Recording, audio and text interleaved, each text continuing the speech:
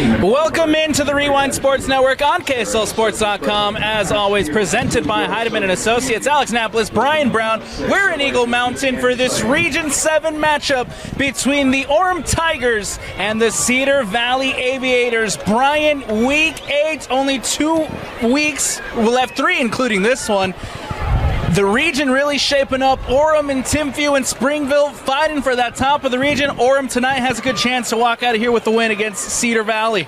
Yeah, Cedar Valley, a program that's been an up-and-comer for the last few years, kind of stalled out, lost some really talented players from last year. You know, in high school, you can't reload as much as you have to rebuild, and I'm not sure the fans at home got to see it earlier, but Cedar Valley doing all that with the Little Leaguers coming out with the high school program. It just demonstrates what a strong community and what a tight-knit community it is out here. And really for the Orem Tigers, as you can see a little bit across the field there, they're kind of against the Cedar Valley world, if it were, Alex, tonight. Let's take a look at the matchup at hand that we have here tonight at Cedar Valley. We'll start with the home side, the Aviators. They come into this one at 2-5 overall. They're 0-3 in region play. A loss to Westlake, a loss to Ridgeland, a loss to Maple Mountain, a loss to Springville, and a loss to Timpview. They're coming in here with a tough streak. Those 2 wins came early in the year. What does the home side have to do tonight to try to get the win here against Orem? Well, it's all about stopping the weapons over there across the ball for the Orem Tigers. They're a talented group. You and I talked a little bit before the broadcast started about Kawakana, but also it's a multi-pronged attack for this Orem Tigers football team as my papers try to blow away again tonight. It's really windy tonight. It is.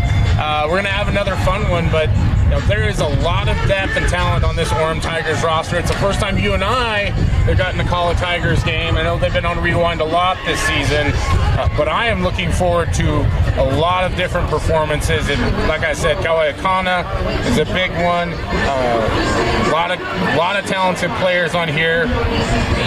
We'll see how it goes, as it looks like the coin flip has been completed. Take a look real quick at this Orem Tigers side. How important is it to not look ahead in this one? You have Cedar Valley tonight. Next week you have Springville, and then the week after that you have Timpview. How important is it to not look ahead, focus on this one, get the win tonight? Well, that's probably what Coach Lance Reynolds talked to them about in the locker room and all week long, is championship teams prepare for the week at hand, not the week forward. And for Orem, they've kind of taken their lumps at times this season. It's a very talented football team, a very tough loss on the road at Skyview. It may have been just enough to wake them up and really hammer home the point that you have to take every opponent seriously. And I think Coach Reynolds is going to have his boys ready to play tonight. Bouncing back from that 60-59 loss at Skyview. Bounce back, got a good win against a good Maple Mountain side, 30-28, another close game. We'll see if Cedar Valley can keep this one close, as the last 2 have been for the Orem Tigers. Yeah, and early on, I think we're going to see some effect from the weather, Alex, as the wind has picked up again, and folks at home can likely hear it disturbing the microphones a bit. We do broadcast from on top of the press boxes here, so we're out in the elements just enjoying it as much as we possibly can. And a different viewpoint for us in terms of the view in front of us, but another gorgeous landscape here in Utah, and a great night for Utah high school football. Great atmosphere here as well as Cedar Valley. The stands is packed. The home side, the home crowd is up here in numbers. They're ready for this one, Brian. Yeah, I don't know what we're doing to luck out, but every single week it seems like we get a band performance that knocks it out of the park. I'm excited to see what happens at halftime, but pregame was incredible, and here we go with the kick. Some ball booted away by the Aviators. That's Jackson Monson, who will boot this one into the end zone. Bobbles, but it did cross into the end zone, so it will be a touchback, and here comes the Orem Tigers for the first time tonight. It will be the Tigers in the white and the blue, going to the left of your screen here in the first quarter, and it will be the Aviators in the red and steel gray, going to the right of your screen. Here comes Here comes Tayden Kava and Akana coming out. Yeah, and you'll see number 5, Kai Wesley, as well, the big tight end. Highly coveted prospect here in the state. I'm sure they're going to get involved early as well. Kava takes the snap. He'll hand it off quick. It's going to be Iongi, and he's going to be brought down after a good game here on first down. Yeah, Iongi, another one of those talented players that I talked about. Really, Orem is loaded on both sides of the ball. A good mixture of younger and veteran players. It'll be interesting to see if they decide to attack on the ground first and try and use their size advantage against a Cedar Valley front that looks tenacious but a bit undersized. It'll be second down coming up for the visiting Tigers. Kava takes the snap. He'll hand it off once more to Iongi. And Iongi's going to try to wrestle through, and he's met.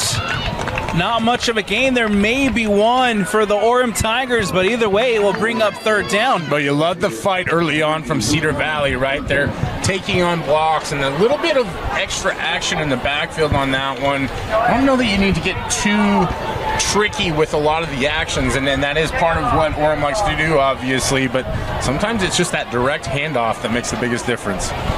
Third down coming up here for the Orem Tigers. They need 4, ball on the 26 with 10:45 left to go here in the first. Kava takes the snap. He'll roll out to his right. Kava trying to get it with his feet, slides through and gets the first. We'll see where they mark him down. It's the spot initially is short.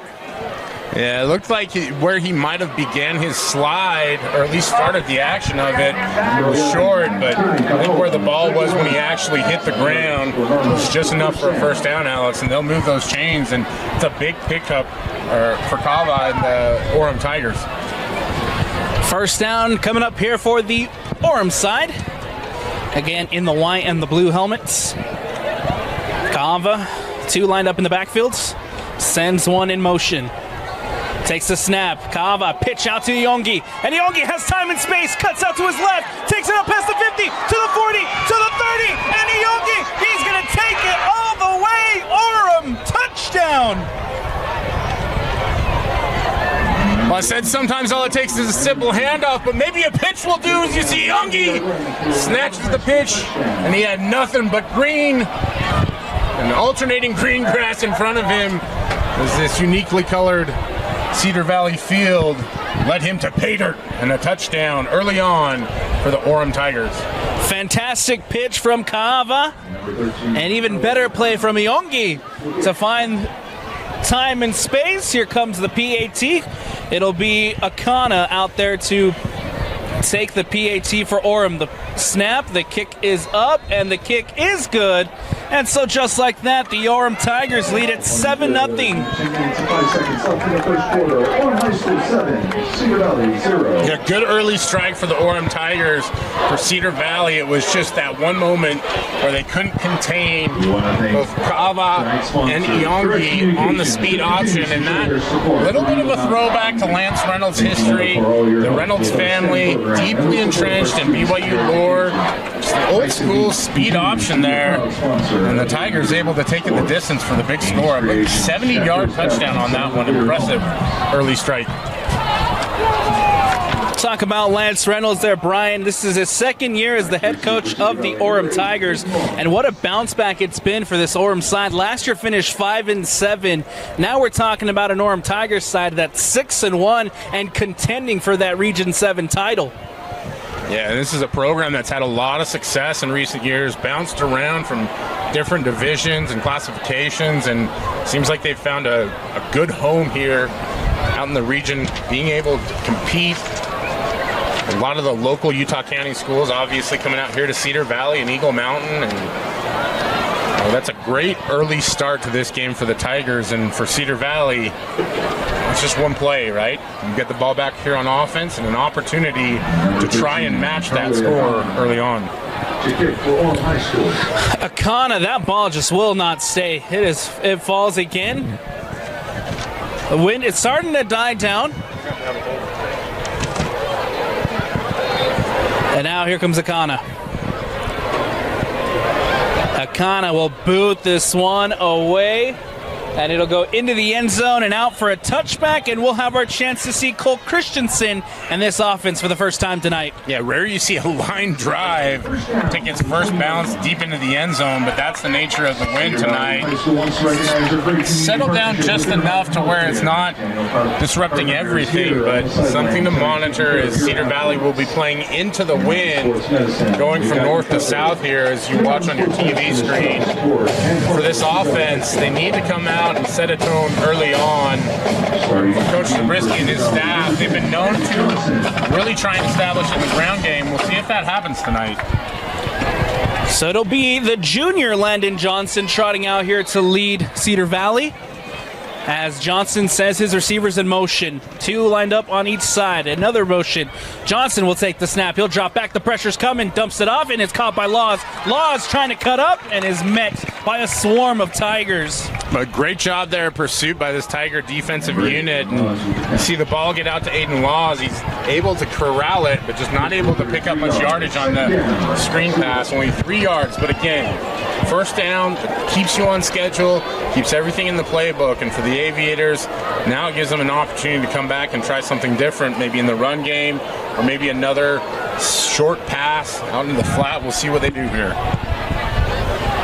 Here comes second down for Cedar Valley. The Aviators take the snap. Johnson hands it off to Christensen. Cole Christensen cuts up, and he's going to be brought down. Good gain by Cole Christensen. Yeah, like the action there. You see them motion, getting the numbers there on the wide side of the field, and then it's just the basic jet sweep handoff. But they do a good job of creating a lane for the wide receiver to cut back on, and decent enough game to get him third and brown bear. Third and brown bear coming up. They need 4 to get the first. Johnson trying to get them on the hard count. He'll change things up at the line of scrimmage prior to the snap. Laws in the backfield. Johnson will take the snap. He'll keep, gets it out, and through the hands of McClellan. McClellan can't bring it in, and it falls incomplete. And that's one of those ones where I wonder if maybe some shadows maybe got in the vision of McClellan there. Looked like the quarterback was definitely under duress as Orem brought pressure from the boundary side, the short side of the field. That's a disappointing end to what was a pretty solid drive to start out as it goes 3 and out. Here comes Jenkins, the punter, to boot this one away. 4th down, the snap, the kick from Jenkins is up, and it'll be fielded by the Tigers. Good opportunity here for a good return. That's going to be taken out to his right. That's Curtis. Beckham Curtis trying to find some room, and he's finally wrestled down. But a huge return from Beckham Curtis. Boy, that's one of those tough situations where it's a great job by the Cedar Valley punt team to execute it. Even brought somebody in motion to pick up Riker Mickelson as he was coming off the edge. They're trying to block that punt, but the wind just held the ball up in the air. Curtis able to snatch it out. He's in great position there. Get a big return, and Orem already poised with great field position to get a score right now, Alex. Inside Aviator territory. Ball on the 33-yard line as Kahava takes the snap, rolls out to his right. The flag is out. Gets it out. Caught. But it is incomplete. And we'll see what this flag is here, Brian. I think this one might be some early love and positivity here on the part of the Orem Tigers. We got a holding call there from the official. And again, just a reminder to the viewers at home who maybe haven't caught a game with us this year, linemen just want a hug. But they need to have consent, right? And the consent comes from those guys in the black and white stripes. And that time, it's not enough. The flag will move the Tigers back. It'll be first down coming up for Orem. You'd think after so many weeks together, you'd get used to me just leaving you hanging to dry on some of those. But for Orem now, it's first and long, and you can see that they're going 5 wide in this set. Kava, another pitch to Iongi. Iongi, the same play earlier from the touchdown. Iongi again finds some room, and he makes it back almost to the original marker. Huge gain from Iongi. Well, you talked about it, Alex. It looks just like it's the same action, a simple pitch to Iongi, but that's the beauty of this Tigers offense. It may just be a pitch sweep to the outside, but it's the disguise. You go 5 wide, you bring Iongi on the motion, and he's able to get outside. He's such a speedster when he gets to that corner and picks up almost the entirety of that penalty in one gasp. 7:45 left to go here in the first. It'll be 2nd and 11 coming up for the Tigers. Kava takes the snap. He'll drop back, gets it out to Akana. Akana up the sideline, cuts inside, takes it through. The ball is out, goes out of bounds, but a nice game there from Akana. Yeah, and for everybody watching at home, you can see that something was playing on there, right? Because he's almost 10 yards deep in the backfield. That's a lot of space just for a simple play action. And like the move there, you're throwing a screen into the boundary, the narrow side of the field, creates a lot of confusion, but you've got numbers, and Akana able to pick up the first down on the reception. Good bounce for the Tigers as that fumble goes out. And it'll bring up first down for Orem. Kava sends his receiver in motion. That's Curtis. 3 over to the far side. Handoff to Iongi. Iongi trying to find some space. Has to go all the way back out to his right. Stiff arm. Iongi into the end zone. Yes! Orem, touchdown! Touchdown, Orem High School. I'm speechless, Alex. Wow, what a run there by Filetti Iongi as he sees the wall of defenders, cuts back, has the patience, bounces to the outside, gets a block from his quarterback, and he's off for pay dirt again. And that's 2 touchdowns for Filetti Iongi as Orem takes the lead, 13-0, pending the PAT. Iongi already with a fantastic night. 2nd touchdown. Akana out again for the PAT. The ball is snapped, the kick is up, and the kick is good. And just like that, the Orem Tigers lead at 14-0. We're going to take a step aside here on the Rewind Sports Network on KSL Sports. Welcome back to Eagle Mountain. Orem has taken a 14-0 lead. The win, Brian, just not letting up. Akana can't get the kickoff off as the ball is taken down by the wind again. We'll see if Akana can now get it off here on the kickoff. Akana will boot this one away through the end zone, out for the touchback. And Brian, talk to me, man. Iongi has been absolutely phenomenal. That's 10 rushing touchdowns on the year now. What have you seen so far in the early goings of this quarter from Iongi? Well, it's about getting the ball in the hands of your stars, and Orem's trying to do that early on by getting Filetti Iongi going. And it's been through a variety of things, Alex. They love that sweep action on the pitch, able to get him 10 yards on that one. The other one, it was just a simple handoff, but Iongi wise enough to see there was no hole that was developing there, and on that left side of the Tigers offensive line, a bit young there. Noah Sofale, a freshman starting at left tackle for them, and he's going to be a talented prospect down the road, but he just makes a great read and makes something happen. And for the Orem Tigers, that's a great start to this game. Handoff to Laws going nowhere as the Tigers bring him down in the backfield. A name that we're probably going to call a lot tonight, number 4, Riker Mickelson, the senior linebacker. Stout, strong defender. He stands 6'3", probably about, I'm guesstimating here because we don't have an official number on the roster, but probably about 185 pounds. Maybe an early candidate for the Alex player of the game or the dude of the game. I don't know. We're going to see. We'll see what award we add tonight. It seems every week we're adding more and more to our broadcast. Johnson rolling out, takes a hit, has to get it out quick, and it falls incomplete. Yeah, great job there. Pressure being applied by Zeki Vaea. And you can see that he's just a junior, Alex, but you can see that this Orem Tigers football team has a good mixture of carryovers from last year's group. They did so well. And a lot of young up-and-coming players. Mentioned Kai Wesley, his younger brother Steeler Wesley, a very highly evaluated prospect, one that I think will be very talented for years to come. He's just a freshman. Mentioned, I mentioned Sufale. left tackle as well. Johnson again with the snap. He'll roll out to his right. Trying to send his receiver to go out. It is incomplete off the shoulder pad of, it looks like that was Murdoch as it falls incomplete. Boy, I tell you what, that may be one that Detmer Murdoch wishes he could have back. See Johnson dropping out there, trying to find anything in the flat. And all he sees there is Murdoch streaking to the end zone. It probably wouldn't have been stopped, Alex. He had nothing but open field. Unfortunately, Cedar Valley will not have to punt. I do wonder on that one if the wind affected the throw just a little bit.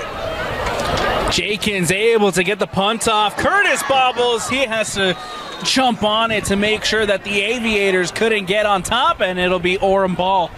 Yeah, it was a nice job by Jenkins to get the punt off. He was definitely under a lot of pressure. You see that one fall a little bit short, but that may have been an advantage for Cedar Valley if they could have been there to fall on that one. And again, Orem winning the battle for field position early on in this one. And for the Tigers, I don't know, Alex, what do you think? Feels like we're going to get a heavy dose of Iyangi this drive. We hope so. Iyangi again has been the standout so far in this one. It is first down again inside Aviator territory. And Kaava will take the snap. He'll get it out to Akana, and Akana is going to be wrestled down in the backfield. And that was a fantastic job by the Cedar Valley defense there to read and react. I believe it was number 40 there for the Aviators.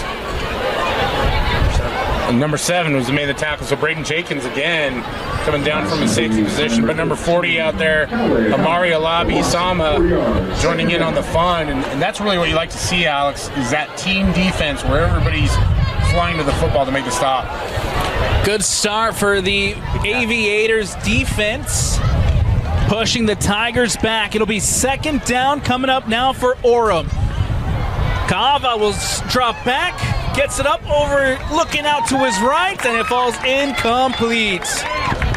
And nice pressure there off the edge there from Jerem Klein, number 0. It was a good job of not, doesn't get to the quarterback in time, but just making his presence known. And I think that might have pushed Kaava to rush his throw just a little bit, just enough.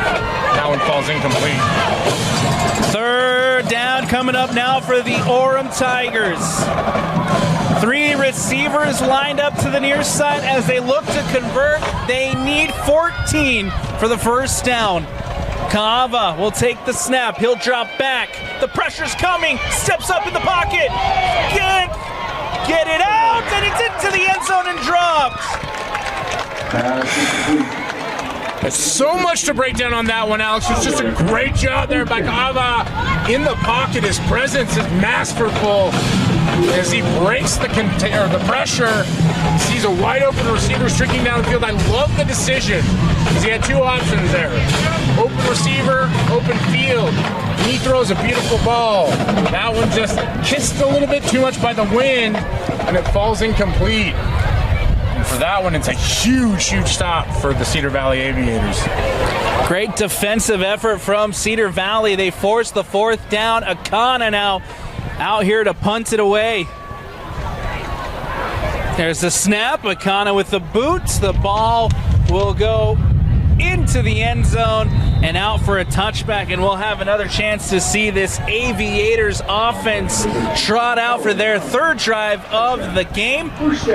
And Brian, what are we seeing from the Aviators? What do they got to do to maybe start moving the ball a little bit more here against this Tigers defense? They've got to find a way to control the pass rush for Orem, and I think it's simple size and strength disparity right now up front. Is the Tigers have a lot of strength in their defensive front 4, but also a lot of speed and agility from the linebacker position. And so keep going with what you've been doing. The jet sweep worked well the first drive, some screen passes, try and find some things on the wheel route. Get this Orem Tigers defense confused. 5:24 left to go here in the first. Johnson will hand, the ball is out. The ball is on the turf. It is recovered by the Tigers. Turnover, Orem ball. This is a classic example of why it's so hard sometimes to criticize play calls, because I love what Coach Zabriskie is trying to do on that one. Unfortunately, just the execution wasn't there, Alex. You see the ball fumbled. Looked like they were trying to run a reverse or a sprint option off of that. They just never could get it materialized, and the Orem Tigers recover. I believe it was Owen Penrod for the Tigers, number 18, that fell on top of that one. Huge turnover, and again the Tigers inside Aviator territory on first down. Receiver goes in motion. Kava hands it off to Iongi. Iongi out to the left, trying to cut back inside, and he's going to be met by a swarm of Aviators. But good move by Iongi to get some yards on this first down run. You can see how fast and explosive he is, and how, I don't want to say easy, but how simple it's been for him this game.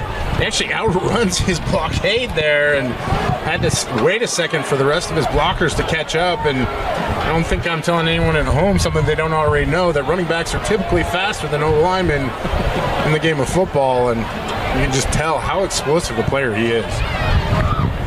Two lined up in the backfield for Kava here on second down. He'll take the snap. He'll hand it off. Iongi again finds a hole, and Iongi for touchdown number 3. The Tigers into the end zone. Folletti Iongi's like a bad dream for the Cedar Valley Aviators tonight, as that's his 3rd rushing touchdown on the game. Maybe his easiest, as he's able to trot his way into the end zone for 6. The Orem Tigers lead it 20-0. 4:33 left to go here in the first quarter. Akana out for the PAT. And the ball is snapped. The kick is up, and the kick is good. And just like that, 21-0, the Tigers lead. And we're going to take a quick step away here on the Rewind Sports Network. Iongi has 3 touchdowns. The Tigers up 21-0 here in the first quarter. Akana with a little surprise pooch kick lands at the 30. The Aviators have it, and he's going to be wrestled down, but the Aviators now will have a chance to start, come out and answer, and see if they can try to put a drive together, Brian. That may be just the break that the Aviators need to get going, as they've got much better field position than they've had all night, Alex. And about 4 minutes left in this game. 4:28 to be exact. If we're a little slow with the clock updates tonight, it's because they have one of those new scoreboards that's just a giant video screen. And sometimes they're showing videos, and we don't always get the clock on there. Johnson will take the snap. He'll hand it off to Laws. Laws breaks through one tackle, can't break through a second, and he's brought down after maybe a yard on the game. Yeah, nice call there by Coach Zabriskie and his staff. Going with the ground game, you can see that the Orem Tiger front was already upfield. Even though he didn't get a ton of yards on that one, able to get 2.5 there. That much better of a start there for Cedar Valley. Second down coming up now for the for the Cedar Valley Aviators, as the receiver goes in motion. 2 lined up here to the near side, 2 to the far side for Landon Johnson, the junior quarterback. Laws lined up in the backfield. Johnson will take the snap. He'll get it out quickly. That's caught by McClellan. McClellan trying to make a move and pushed out of bounds, and that'll be enough for a first down for the Aviators.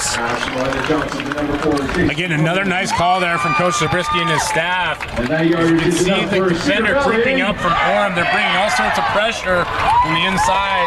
The offensive line holds up just enough, and it gives them great numbers on the outside. They're able to get the first down, and now Cedar Valley has the makings of a good drive. McClellan, the top receiver for the Aviators this season, 30 receptions, 303 yards, with 2 touchdowns to go along with it for McClellan, as he gets enough there for the first down. Johnson with 2 receivers lined up to each side. He'll take the snap. He'll get it out again quickly. That's McClellan once more, and McClellan runs it out of bounds. And a good gain here on first down for the Aviators. And something about those kinds of play calls that I really, really like, Alex, you get the defense flowing the width of the field. And sometimes we talk about using the full field. It's that 50-yard width that can sometimes wear a defense down as much as anything. And so you get a 10-12 play drive here and get a score, that could be really good for later on in the game as you're trying to mount a comeback early in the first quarter. Johnson again with two receivers lined up to each side. We'll have a change here at the line of scrimmage. Second down coming up. Ball on the 43. They need 8 for the first down. Handoff keeps over the middle, caught and dropped into the hands of Murdoch and falls to the turf. Incomplete for the Aviators. Boy, that was a great job, an absolute rifle there. The quarterback. Pass broken up there by number 6 for Orem. Beck Coys, he's able to get a hand in there, disrupt that one. Great play by the Orem defense, and it'll bring up a third down for the Aviators. Receivers in motion, 3 lined up to the far side. Johnson with Laws lined up in the backfield. Another receiver here in motion.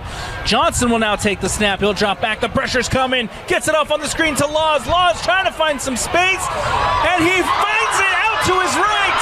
Has blockers, still on his feet, past the 50, out of bounds, and that'll be enough for the first down. Huge play by Laws and the Aviators. Well, Aiden Laws saw what Fletty Youngin did and said, hey, I can do that too. Takes the screen pass, sees the wall of defenders, cuts it back, able to string it out. You can see hands on hips right now from this Orem Tigers defense as Cedar Valley crosses the midfield stripe.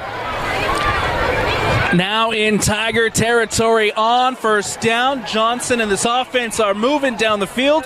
3:14 left to go here in the first. The Tigers lead at 21-0.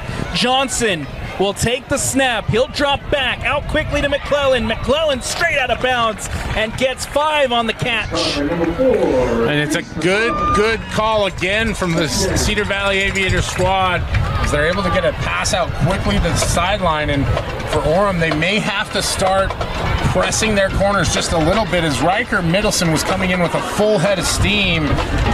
Excuse me, Riker Mickelson just not able to get to the quarterback in time. Second down coming up now for the Aviators. 3 receivers lined up to the far side as Johnson here with Laws in the backfield. Takes the snap. Out quickly to Laws. Laws is trying to break through, and he's going to lose yardage on the catch. And the Orem Tigers, the fans want a flag here.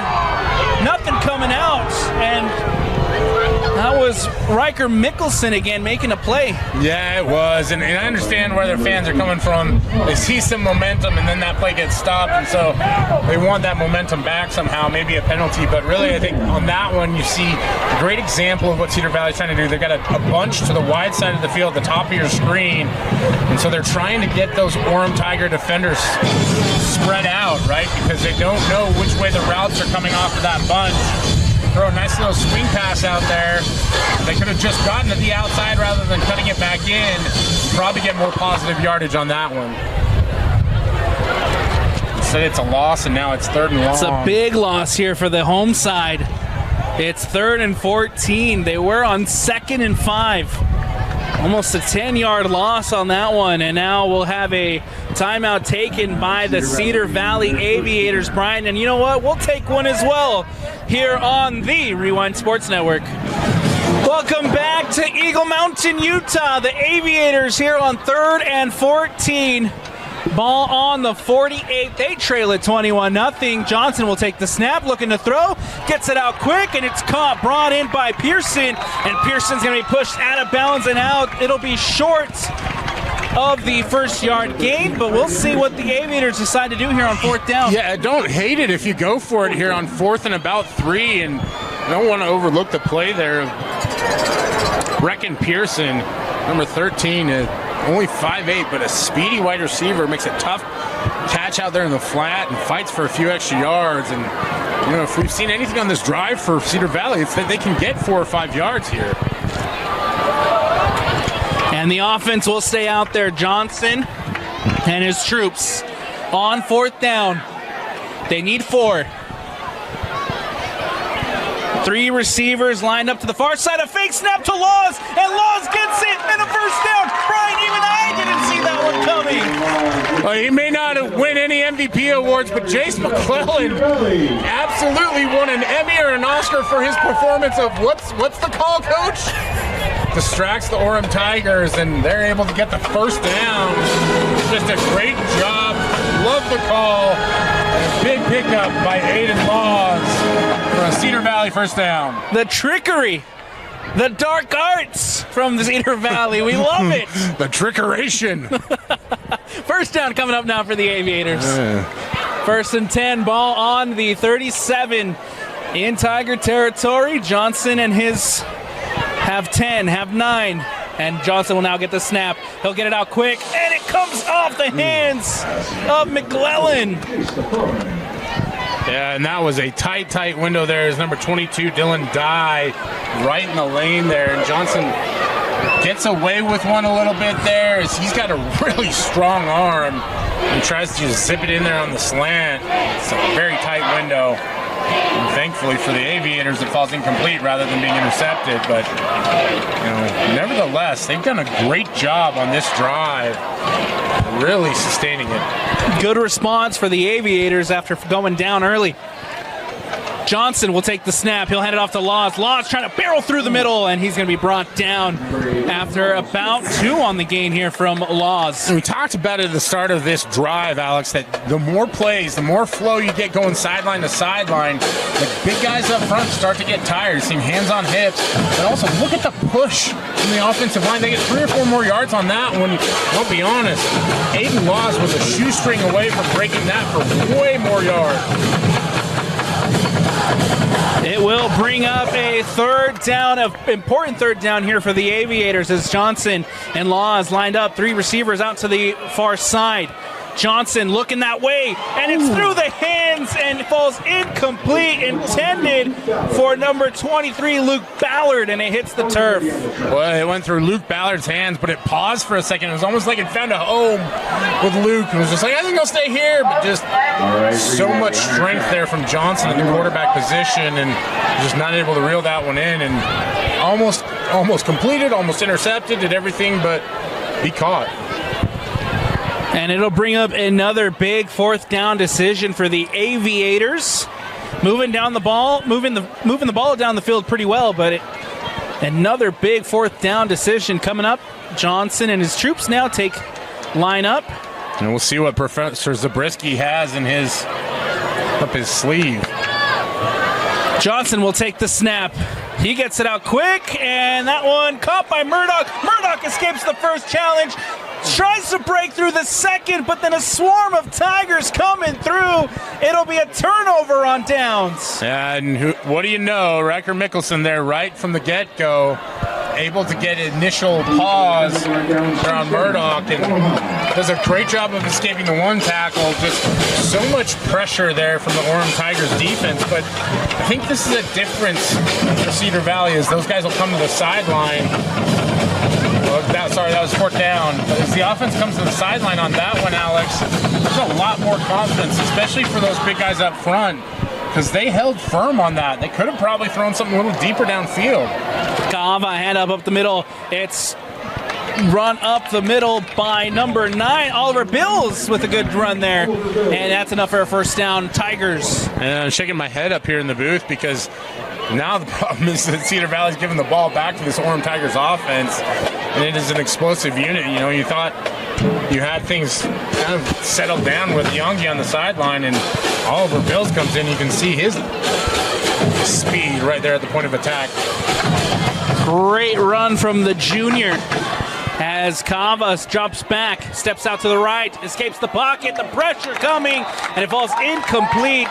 Intended for, looks like that's number 5, Kai Wesley. And there he is again, Jerem Klein. I want to call him Agent Zero, but I wonder if the zero is because that's how many catches he allows when he's out there in pass defense. Nice job there on that one. For one, get the breakup, but also to not interfere at all with the offensive player. Just a great job. It'll bring up second down for the Tigers. Ball on the 38. After the incompletion, Kava takes the snap. Looking to pitch it off. This time they had it red. Kava has to go up the middle and brought down after 2. What's the old no look, or excuse me, the fake pitch there? He just dips it out there, cuts back inside, and what could have been a dangerous play wisely ends up being a nice gain for Kava. As the quarter ends here, teams will flip the sides, and we'll see what happens. Again, the wind has died down just a little bit from the early pregame where it was really starting to whip. And the Orem Tigers up 21-0. They're looking to get another one before halftime. End of the quarter, 21-0. Tigers lead it. We'll take a quick step away here on the Rewind Sports Network. Welcome back into the Rewind Sports Network on KSLSports.com. A run up the middle is going to be met and brought down, and it'll bring up fourth down for the Tigers. And you see another one of those option keepers there by Kaava, and just not able to pick up enough to really move the Tigers offense, and it looks like they're going to punt the ball away. And we got a delay here because the clock has not started yet. There we go.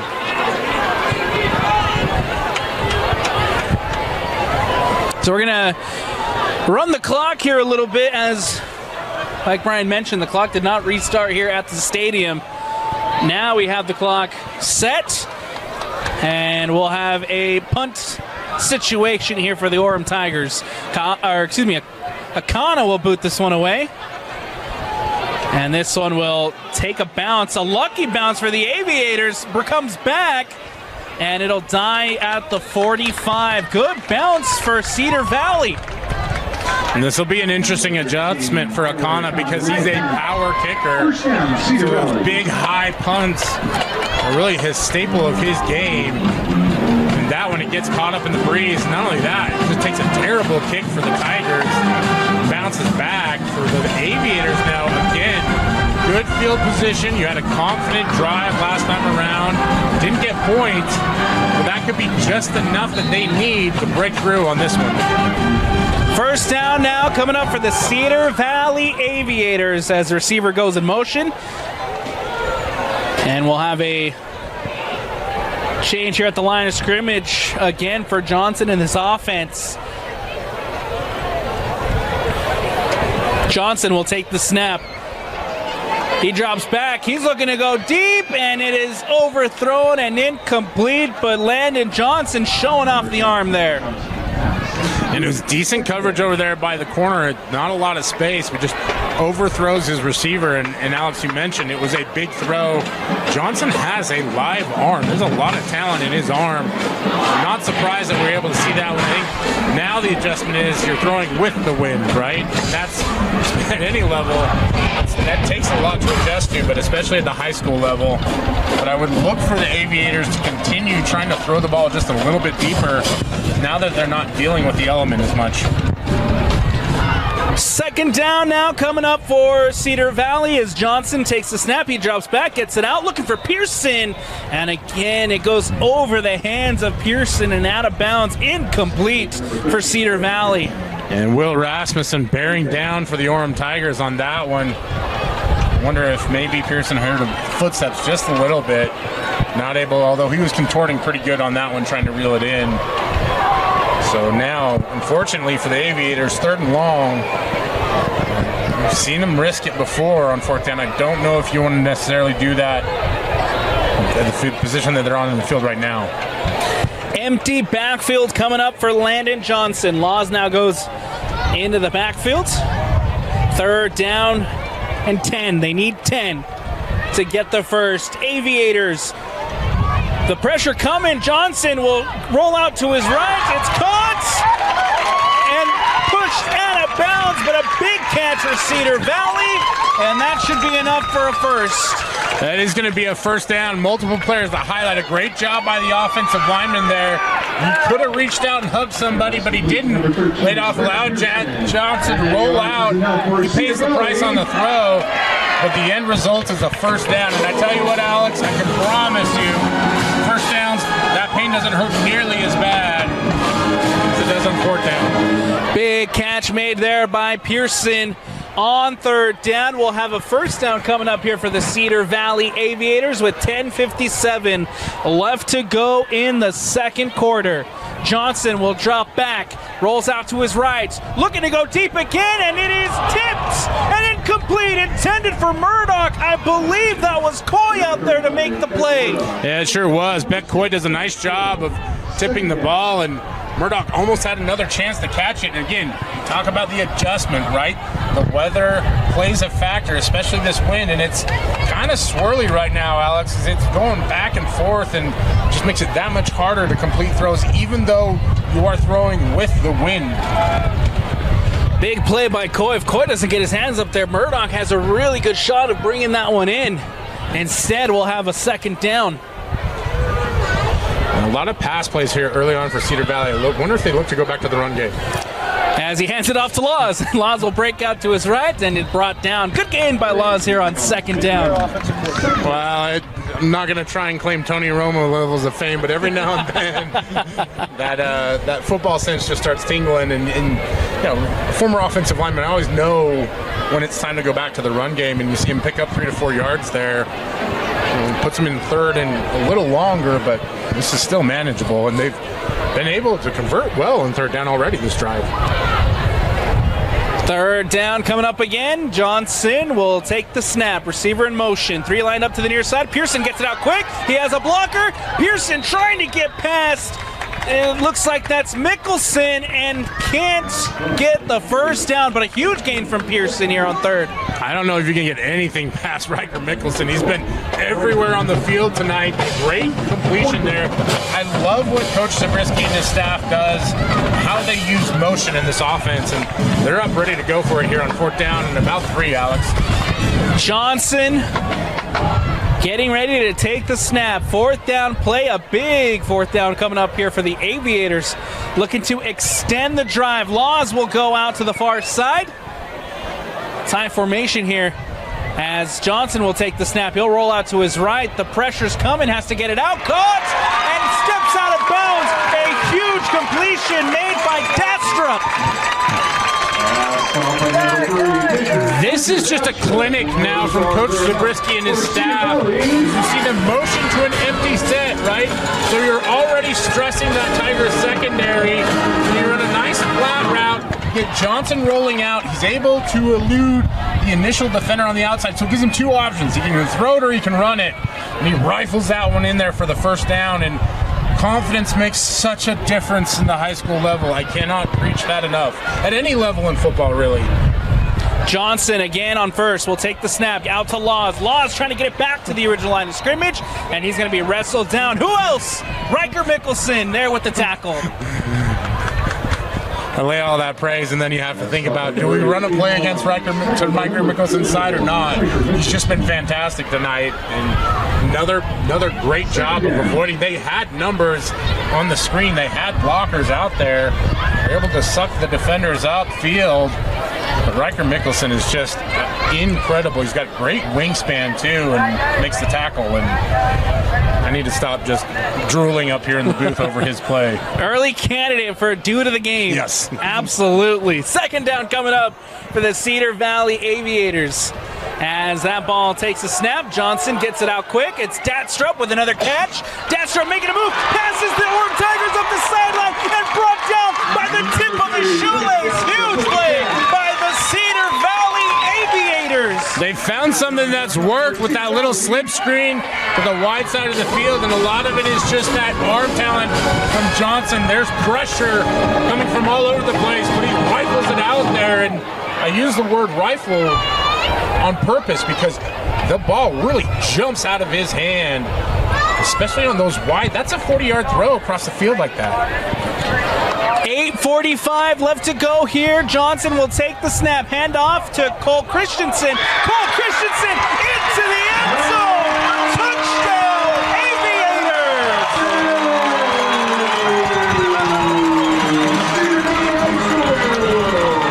Cole Christensen was not about to go quietly into that good night as he takes the handoff, cuts inside of the blockers, and sprints his way to the end zone for a house party. And it's a touchdown, Aviators, as they put 6 up on the board, now trailing the Tigers 21-6, pending that PAT. Great move there by Cole Christensen as he gets the touchdown. And now Jenks out there for the PAT. The ball is snapped, the kick is up, and Jenks almost hit the flagpole. Put enough power into that, but gets it through the uprights, and it's 7-21 Orem lead. Yeah, that one looked like it almost bounced onto the opposite softball field. Again, you can see the effect that the wind has as the ball gets up there. Didn't matter on that one because the Aviators did it the old-fashioned way through the ground game. It's a big, big touchdown for this Cedar Valley squad as they fight their way to get back into it. Really impressive back-to-back drives there for Cedar Valley, and for Orem, it was such a quick, explosive start. They've got to start thinking about how they're going to respond now. Love this Aviators offense kind of building themselves into the game. They've gone better and better as the game has progressed. Pull a touchdown back. We'll see now the defense and how they can stop the Orem Tigers. This is the unique part about home field advantage in high school, right? Cedar Valley practices out here all the time. They know exactly when the wind starts, exactly when the wind dies down. They know what quarter they want it with them, against them, all that kind of stuff. And for Orem, I believe this is their first time playing out here, if I'm not mistaken. Maybe it's their second, but it's the first time with Coach Lance Reynolds as head coach. And so that's one of those things that coaches learn as they go into these games is thinking about those minute details. And I'm not sure that we're to the point necessarily where that's going to be a factor, but this is what you hear coaches talk about things in an interview like wind and kickers and whatever little tiny edge they can find to help them win games. Here come the Orem Tigers once more. Kaava takes the snap. Iongi back in. He'll run it up the middle, and he's going to be brought down after a good gain from Iongi. He does a nice job there. If he could have been just a little bit more patient. Big number 50. Appo was coming down the tracks, and he was about to lay out that Cedar Valley defender, but Iongi cuts inside, able to pick up 4 yards. And for a back like him, if he can learn the patience part of it, that's the next progression. Everything else is there. Iongi goes in motion, and now Kaava drops back. Blocked! Tries to get it out, it's blocked, and it's recovered by the Aviators! We'll see, did that ball come out, Brian? Was that a pass?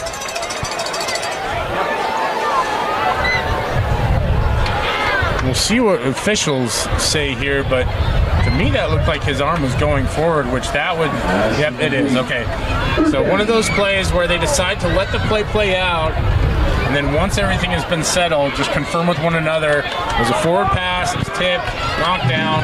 But again, that negates a great job there by the Cedar Valley defensive front, as they did have a nice little slip screen set up to the far side of the field.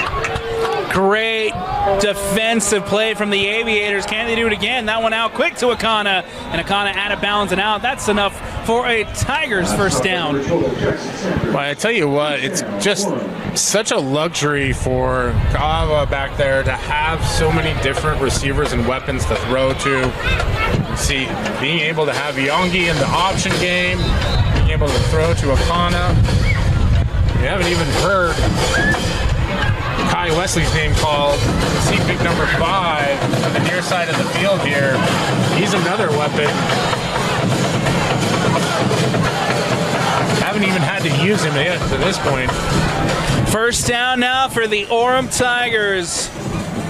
2-back set for Kaava, and he'll hand it off to Iongi. This time Iongi going nowhere as he's met by the Cedar Valley defense. But he almost had another one. It looks like they'd blown the play dead, but he had escaped the defender somehow and sprinted to the outside. And for a back his size with his speed to have that kind of fight, grit, that determination in your running style, it's very impressive.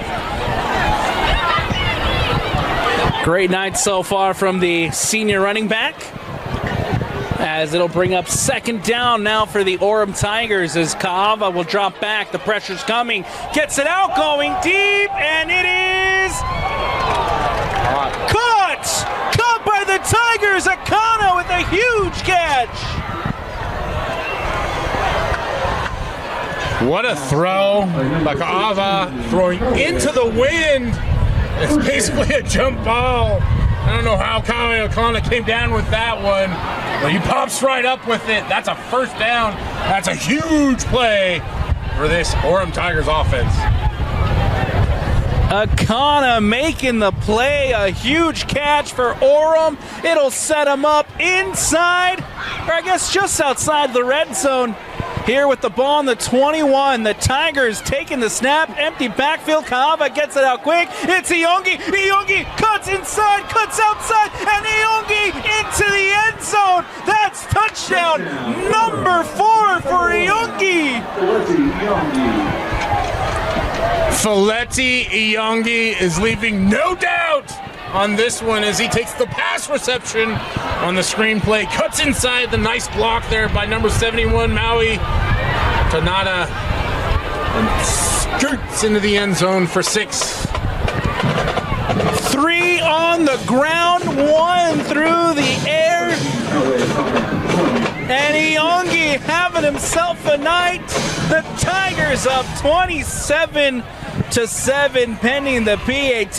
Akana, the kick is up and the kick is good. And just like that, Tigers make it 28-7 over the Aviators. I'm not sure what connection Foleti Iyongi has with our cameraman tonight, but Trevor Allen has seen him be explosive in now 2 games this year, as he's already got 4 touchdowns, all 4 touchdowns for the Orem Tigers here in the first half. And as we saw this Cedar Valley offense start to find their rhythm, who knows how many more he's got in him tonight. Now, how will the Aviators respond? Like you mentioned, Brian, a good drive last time around, got the touchdown.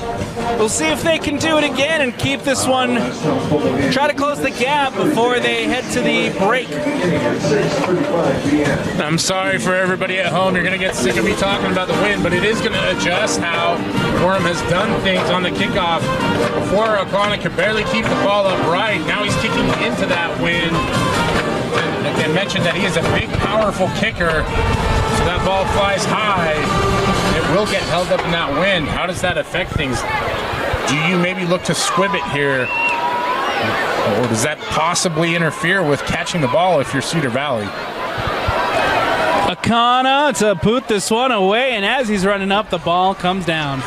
Maybe some problems just keep carrying over, right?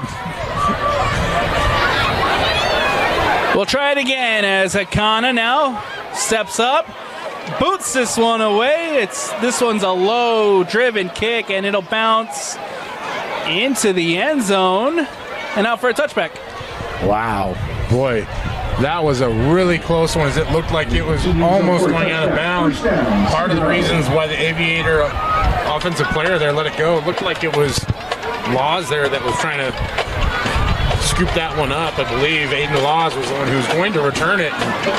Makes the wise decision to let it bounce, because if it's out of bounds, you get the ball at the 35. If it's in bounds, you get the ball, or if it goes out through the end zone, you get the ball at the 20, right? 6:24 left to go here in the second quarter, and we'll have flags coming out. And I think this one's going to be movement up front. We'll see if the defender was drawn or not.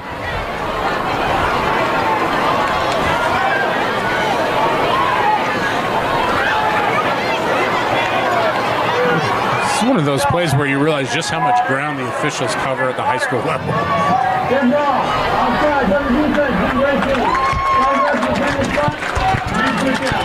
So this one will go against the Orem Tigers. We'll have give the Aviators a little bit of yardage here on first down. So it'll bring up 1st and 5 for the home side.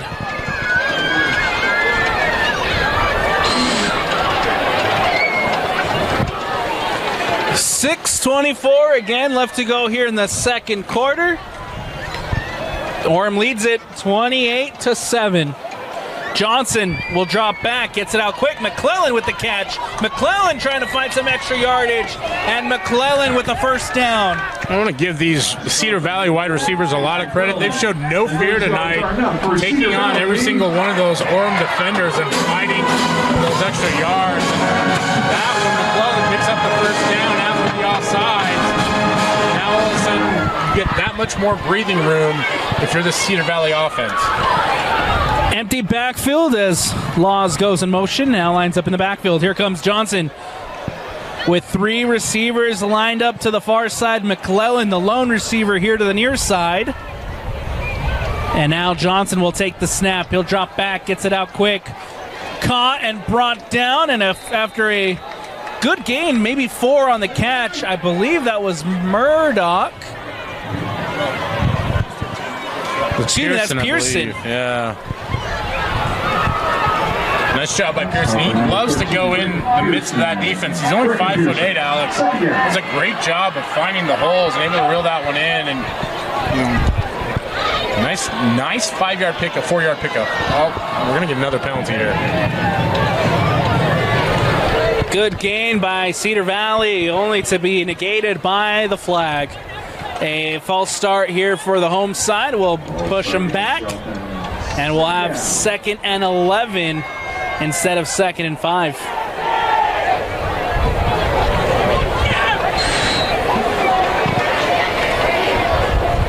We'll see what Cedar Valley's able to come up with. They've been able to get those 4- and 5-yard chunks almost all game long. Haven't seen them connect on a big play yet in the throw game. 5:33 left to go. Johnson will take the snap. He'll drop back, looking out to his right. The pressure's coming, has to escape out to his left. And the Johnson somehow gets it out. A good catch over on the far sideline. And how about the junior Landon Johnson extending the play? It's a great job. He had Jace McClellan wide open here in the flat, but just not able to get through his progression quickly enough. That Orem Tigers defense was bearing down on him, and Johnson does a masterful job of avoiding that rush, scampering to the outside and getting a completion. And they're 3rd and 7 after the penalty, Alex. That's, all things being equal, a great place to be in. Still needs 7 for the first down. Johnson doing a good job there on the last one to extend the play. Here comes the snap. Laws with a hand up the middle, and he's going nowhere. Maybe a yard on the gain for the Cedar Valley Aviators. Just short of the first down. Tried to catch that Orem Tigers defense off guard. And that one, the Tigers not bringing the pressure like they have previously, and they have to punt this one away. The good news is that you should get a significant flip of the field as the wind is at their backs. Be kicking with the wind. Braden Jenkins out to boot this one away. And falls at the 20, fielded by the Tigers. Here comes Curtis. Curtis gets out to his right, gets past 1, gets past 2, can't get past the 3rd, and is brought down, but a good gain from Curtis. Yeah, it's the second time we've seen Beckham Curtis have a good return. Just a sophomore. You can see a speedy player at 5'10", 180 pounds. Does a nice job of getting about a 20-yard return on that one. And putting this Orem Tigers offense right where they want to be, in position to eventually get another touchdown. 3:53 left to go in the second quarter. The Tigers lead it 28-7. And now an opportunity for Kyle on this offense to add some more. Iongi out to the left, has time and space. Iongi, he's going to take it to the house. How about it? Iongi with another Tigers touchdown. Number 1. Running out of ways to describe the way that Letty Iangi has been able to put the ball in the end zone, but he is a walking explosive play, or more accurately, a running explosive play, as all it takes is one handoff for him to put it in for 6. The Tigers now go up 34-7, pending this extra point. What a first half performance from the running back. Not 1, not 2, not 3, not 4. 5 touchdowns in the first half for Iongi. What a performance. Yeah, he's done it in every conceivable way, too, Alex. Handoffs. And it's a fake. It's a fake. Akana on the 2-point conversion gets it into the end zone, but a flag comes out. I don't know if this one's going to be a hold or what, but what a...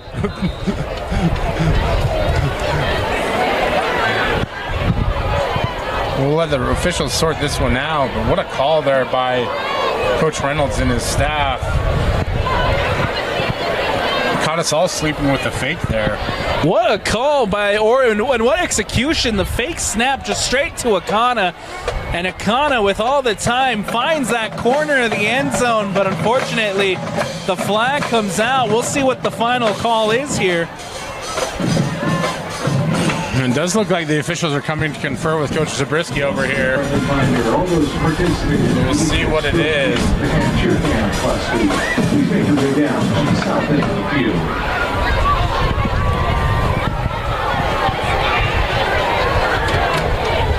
That area, I'm not exactly sure what the penalty is, Alex, so we'll let them work it out.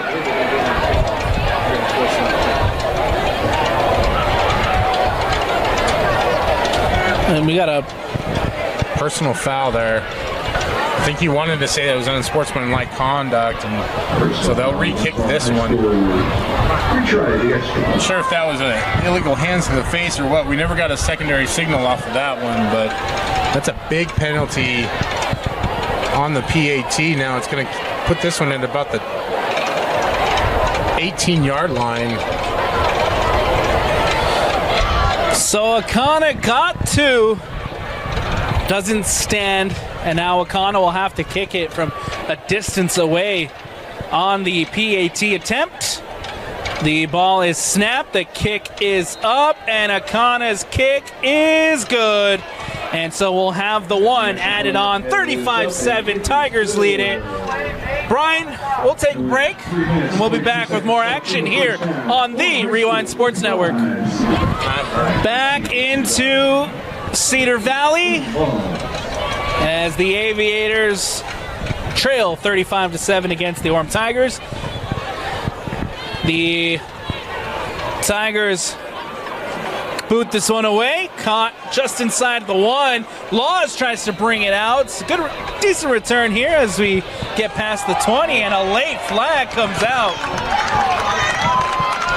A little bit of an extracurricular on that one, and the officials are going to throw the flag every single time when they see the extra push at the end. When you try to throw someone down or put a little extra on it, especially that late in the play after the whistle's blown, we are never, ever going to let that go. So that's a big penalty. Now that's 2 back-to-back personal fouls against the Orem Tigers. And, in a game where you're up 35-7, that may not have as big an impact as a game against Springville or some of your other region opponents down the road. So for Coach Reynolds and his staff, for what's been a almost flawless first half, will likely be a point of emphasis when they go to the locker room.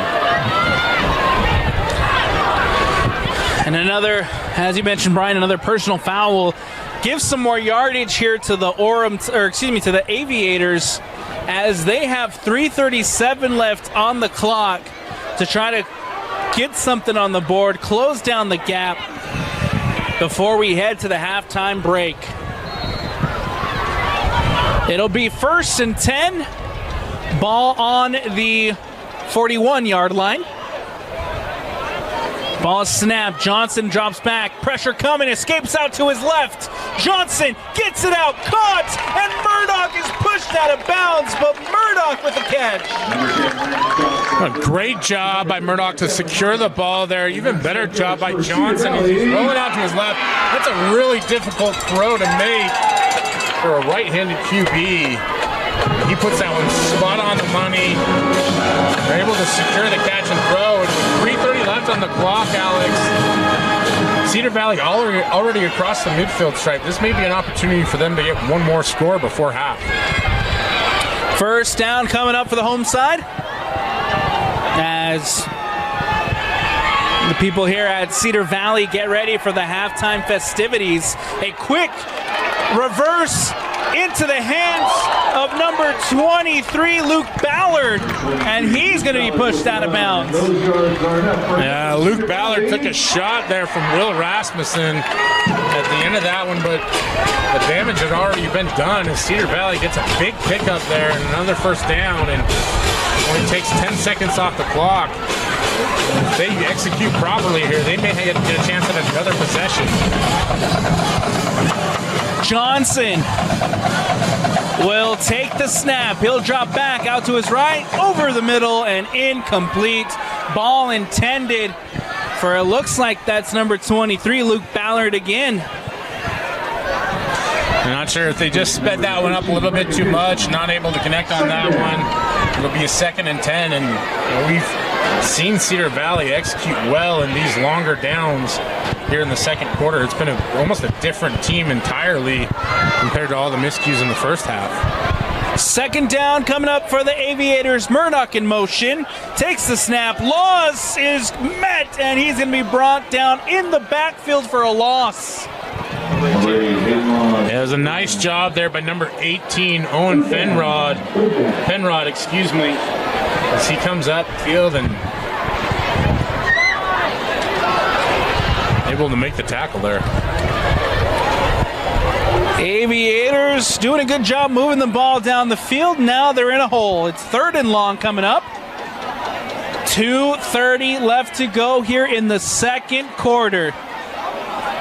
Johnson with 3 receivers lined up to the far side. Johnson will take the snap. He'll drop back out to his right, and it is incomplete. Intended for Luke Ballard, who can't bring it in.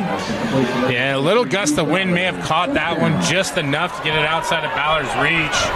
A long pass. As you look at it, you're throwing from this near side hash all the way to the far sideline, and 2:18 left. Cedar Valley's kind of in no man's land there at the 38-yard line, and so going for it here on 4th down may kind of be the only option. We may see a quick kick. At high school level, always an option. Receiver in motion, that's Murdoch. And now Johnson gets it out quick. McClellan off his chest, incomplete. Turnover on downs. Yeah, they had the old Utah play, the old hook and ladder there. The hitch and pitch, ready to go, but just not able to complete it. It looked like the wide receiver was thinking about the pitch before he secured the actual catch. And unfortunate turnover on downs there. I like the call, but at the end of the day, it's all about the execution. And so Orem will now get the ball with 2:15 left, Alex. After the last drive, that's more than enough time for them to get into the score on the board. And we know that Coach Lance Reynolds is going to be aggressive. As you mentioned, Brian, last play, one touchdown. That's all they needed. And now the Orem Tigers here with 2:15 left to go. They're going to want to try to add more to this scoreboard before we head to the break. Kava will drop back. And he's going deep. And it is off the hands of the defender. Falls to the ground. Is that number 17, Ty Krinky there trying to make a play. And you can see Akana putting his hands up, kind of looking around for a flag of some sort. But I think the bigger problem with that is the ball just died as it got into the wind a little bit. The defender in good position gets his head around. The ball falls incomplete. And we'll see what Orem's able to do here on 2nd and long.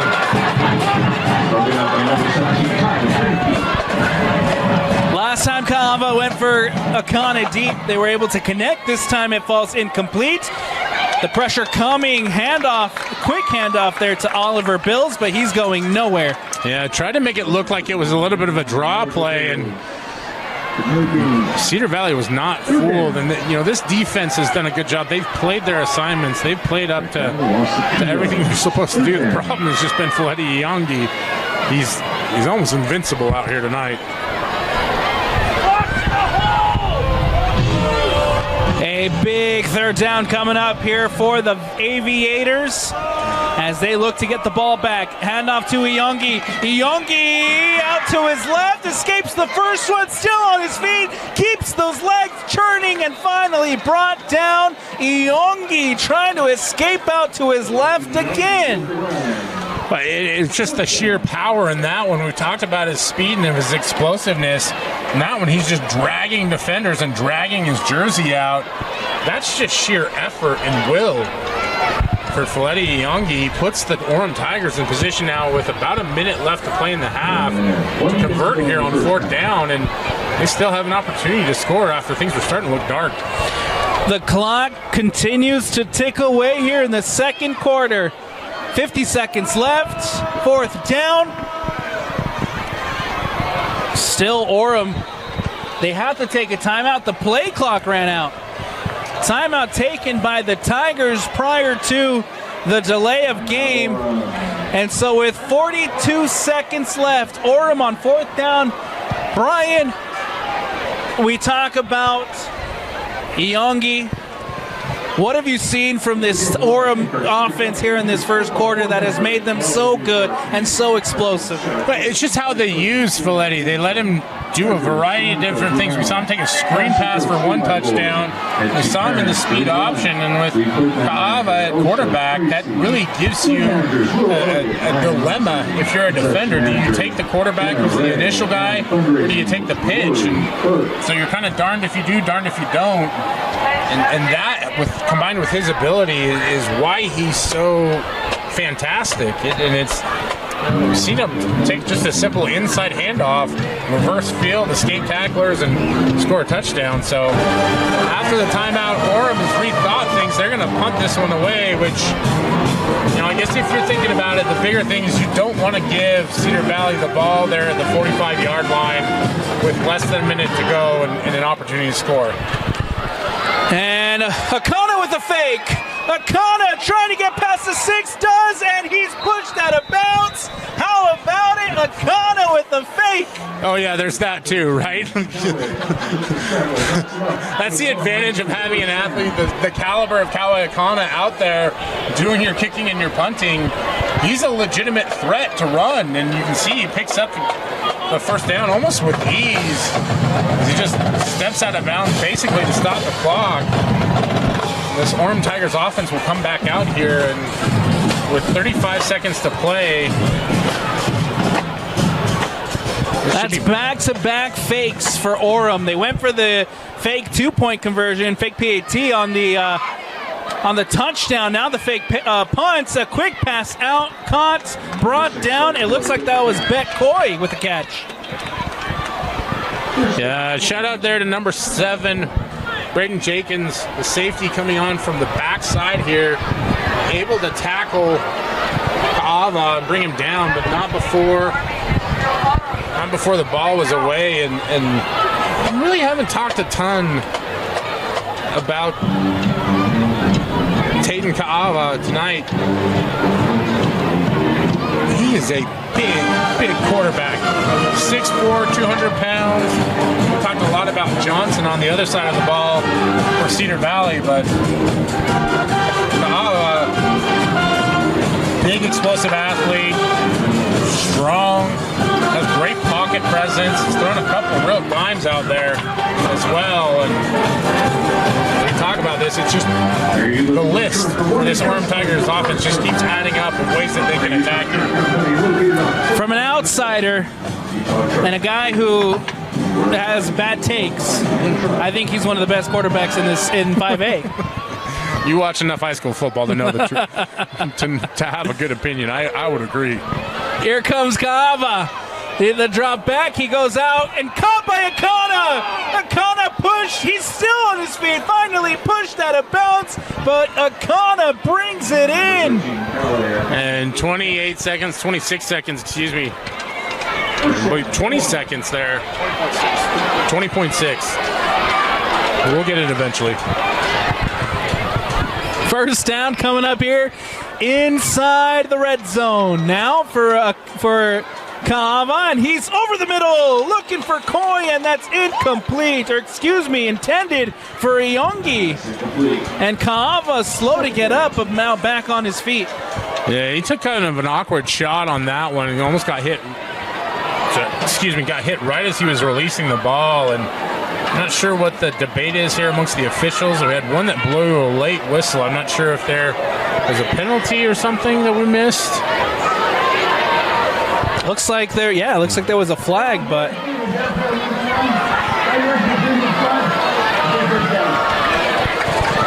didn't actually see that far side official throw the flag, but illegal man downfield, and I just, we talk about love and positivity. Don't pick on the big men. They just want to be a part of the action. It's the worst rule in sports. I'm sorry. Showing my bias a little bit. No big man touchdowns. Who doesn't love a thick Can't allow six? it. Can't allow it. First down coming up for the Orem Tigers. Kava will drop back. And the pressure's coming. Tries to escape, but he's going to be sacked. The clock keeps rolling with 9. And the timeout taken. Number 40, Amari Olavisama. Yeah, nice job there by Amari Olavisama. He's able to finally drag down Kava. And you can see the strength on that one, Alex. Able to absorb that first defender and almost break away from it. But by that point, there were enough Cedar Valley defenders that had gotten home. And, this Cedar Valley defense is really making a great stand right here. It's been a tough night for them all night, but they've competed and stayed in the fight the entire time. And love the fight, the effort still. It's 35-7, and for a lot of people, that may be enough to call it a game. Not the Aviators. They came here for a full 48. So there's 8 seconds left on the clock. It's second and goal from the 21-yard line, Brian. You get one shot at the end zone here and then take the 3, or what? I mean, with Akana back there, the kicker, maybe you have a fake in the bag that we don't know about, but I think really what it's about is one shot here and try and get a quick one in. Kava drops back, going over the middle, incomplete, intended for number 5, Kai Wesley, and it looks like that was Brady Zabriskie who was trying to get up there and make the play for Cedar Valley. Yeah, we're kind of at an awkward angle here, so you couldn't exactly see if Zabriskie got a hand on it or what, but looking for the big target, Wesley, down the middle of the field, and he's caught a few of those already this year. He's fantastic basketball player in addition to being a great football player, 6'7", 225. He's a big target out there. Akana out for the field goal try. The snap, the kick is up, and the kick is good. And the Orem Tigers add 3 prior to the break, but there's still 1 tick left on the clock. 25, Cedar Valley Aviators, 7. We really have seen everything in this first half, Alex. All we needed at that point was just a field goal and cross it off or blot it out on your bingo card. Fake punt, fake PAT, field goal. I think what we're missing right now is a kick return. As our cameraman mentions, a pitchy woo-woo. Maybe a Philadelphia special. Okay, I stand corrected. I've seen literally everything. But it's been an exciting first half, and one that I think, despite a 21-0 start by the Orem Tigers, we've seen the Cedar Valley Aviators squad fight their way back into it. And, it's 38-7 on the scoreboard, but this one feels like it's been a much tighter contest in the second quarter. Absolutely. Yes, it's 38-7, but I do like what I've seen from this Cedar Valley offense, specifically in the second quarter. Well, you take that first quarter off the board, and it's trying to do math on the fly here, but it's only 17-7. Into the end zone. That'll be out for a touchback, and so still with 1 tick left on the clock, surely the Aviators will just come out, take a knee. They get the ball to start the second half. No need to risk it. Yeah, no risk it for no biscuit here. And this one, it's one of those situations where the potential risk far outweighs whatever reward you might be able to get. And really, we haven't seen the level of explosive plays from this Aviators offense to really indicate that they have something they could do. Last time tried to run the hitch and pitch there and just not able to execute on that one. So take the knee or run the ball here and then get back into the locker room and see what you can come up with for the second half. Johnson will take a knee, and that'll take us to the halftime break. Again, the Orem Tigers up 38-7 here against Cedar Valley. Second half action. Don't go nowhere. Second half action.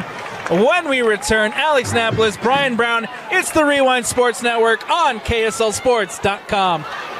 Back into the Rewind Sports Network on KSLSports.com, as always presented by Heinemann & Associates. Alex Napoles, Brian Brown, Eagle Mountain is the place. Orem Tigers taking on the Cedar Valley Aviators here in Region 7. Orem leads it 38-7 as we get the second half underway, as that ball booted through the end zone and out for a touchback, and we'll have a chance to see the Cedar Valley side come out for their first drive of this second half. First down, Cedar Valley. And we'll see what the Aviators are able to do here in the second half, Alex, as they managed a touchdown there in the second quarter. Had three really solid drives. A couple fell just short of converting a fourth down, and another where they failed on a hook and ladder here on the near sideline that might have gotten them another score. First down coming up for the home side. It'll be Johnson going under center as he takes the snap. Handoff to Laws. Laws out to the right. Trying to stretch out and does. Gets it out. Pass up the sideline and pushed out of bounds. Good carry from Laws here on first down. It'll be enough for a first down. Yeah, it's a great run by Laws, but also great execution up front, all the way from the offensive line to Murdoch, who has played kind of everywhere tonight. Tight end, he plays in the slot, splits out wide, and just does a great job of setting the edge on that one that allows Laws to bounce outside, pick up the first down. Now he'll get a breather here. Johnson again goes under center. This time handoff to Christensen. Cole Christensen trying to bounce out, and this time met by a swarm of Tigers, but again, a good gain on first down. Yeah, really nice job by Cole Christensen. Just follow his blockers, right? Opening some pretty good holes early on here, and you can see the Aviators have come out with some purpose. They want to establish the run game, and mentioned this in the first half. These long, sustained drives really wear down a defense, especially over the course of a game. And as the play count starts to get higher and higher for the Orem Tigers, it's going to allow Cedar Valley to do more and more. And the wind is almost not a factor at this point, which is amazing considering how the game started. Johnson this time will roll out to his left, looking to go deep through the hands of Murdoch, and incomplete. He had Murdoch there on the second level. It's a great executed play. Just a little waggle action as he's rolling out. And he has one deep receiver, one shallow, and one coming across the middle. Just not able to hit Murdoch in rhythm. And coming out of halftime, that's one of those throws that can go either way, really. And we've seen Johnson be so accurate all night long. 11:02 left to go here in the third. Johnson again goes under center. He'll take the snap. A draw just right up the middle as the QB tries to sneak it for the first, and does. First down for the Aviators is Johnson with the QB sneak. And that's the luxury of getting 8 yards on first down in the run game. When it comes, you can take that, I don't want to say risk, but take that shot on second down. And allows you plenty of options in the playbook. And they just quarterback snuck that one for a first down, and This Orem Tigers defense has not come out as fired up as they did in the first half. It'll be first down coming up for the Aviators. Ball on the 45-yard line. Snap to Johnson.